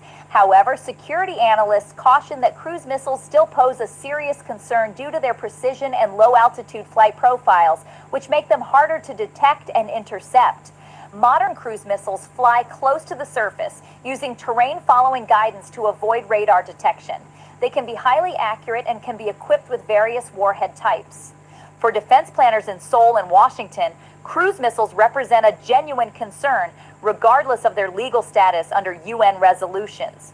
Cruise missiles present unique challenges for air defense systems. Unlike ballistic missiles, which follow predictable arcing trajectories, cruise missiles fly at low altitudes, often below radar coverage. Their flight profiles can include evasive maneuvers and terrain-following navigation, making them more difficult to track and engage than ballistic missiles. The flight time claimed by KCNA suggests missiles capable of... If you're unsure or unaware of your eyeglass prescription, or if your prescription changes frequently due to nearsightedness or farsightedness, then the Smart Zoom reading glasses are perfect for you. They automatically adjust from 100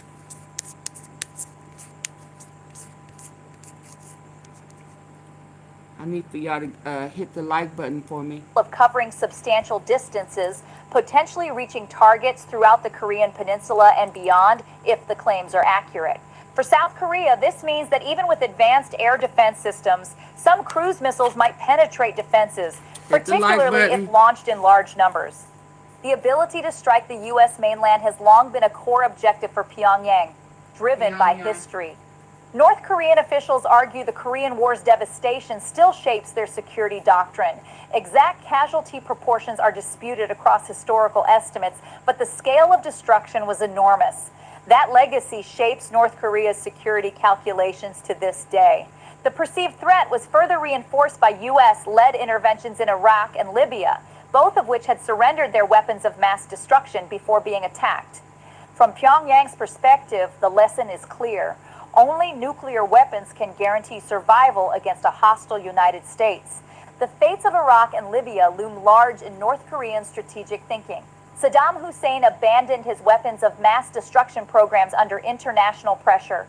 Years later, the United States invaded Iraq and Hussein was executed. Muammar Gaddafi surrendered Libya's nuclear program in exchange for normalized relations with the West. Years later, NATO intervened in Libya's civil war, and Gaddafi was killed. North Korean officials have explicitly cited these examples as reasons why denuclearization is unacceptable. From Pyongyang's perspective, nuclear weapons are not bargaining chips. They are the only reliable guarantee against regime change. This is why negotiations over North Korea's nuclear program have repeatedly failed. Pyongyang views any agreement that requires giving up its nuclear deterrent as an invitation to be attacked. Some commentators argue U.S. options have included military strikes in past years, but specific internal deliberations cannot be independently verified.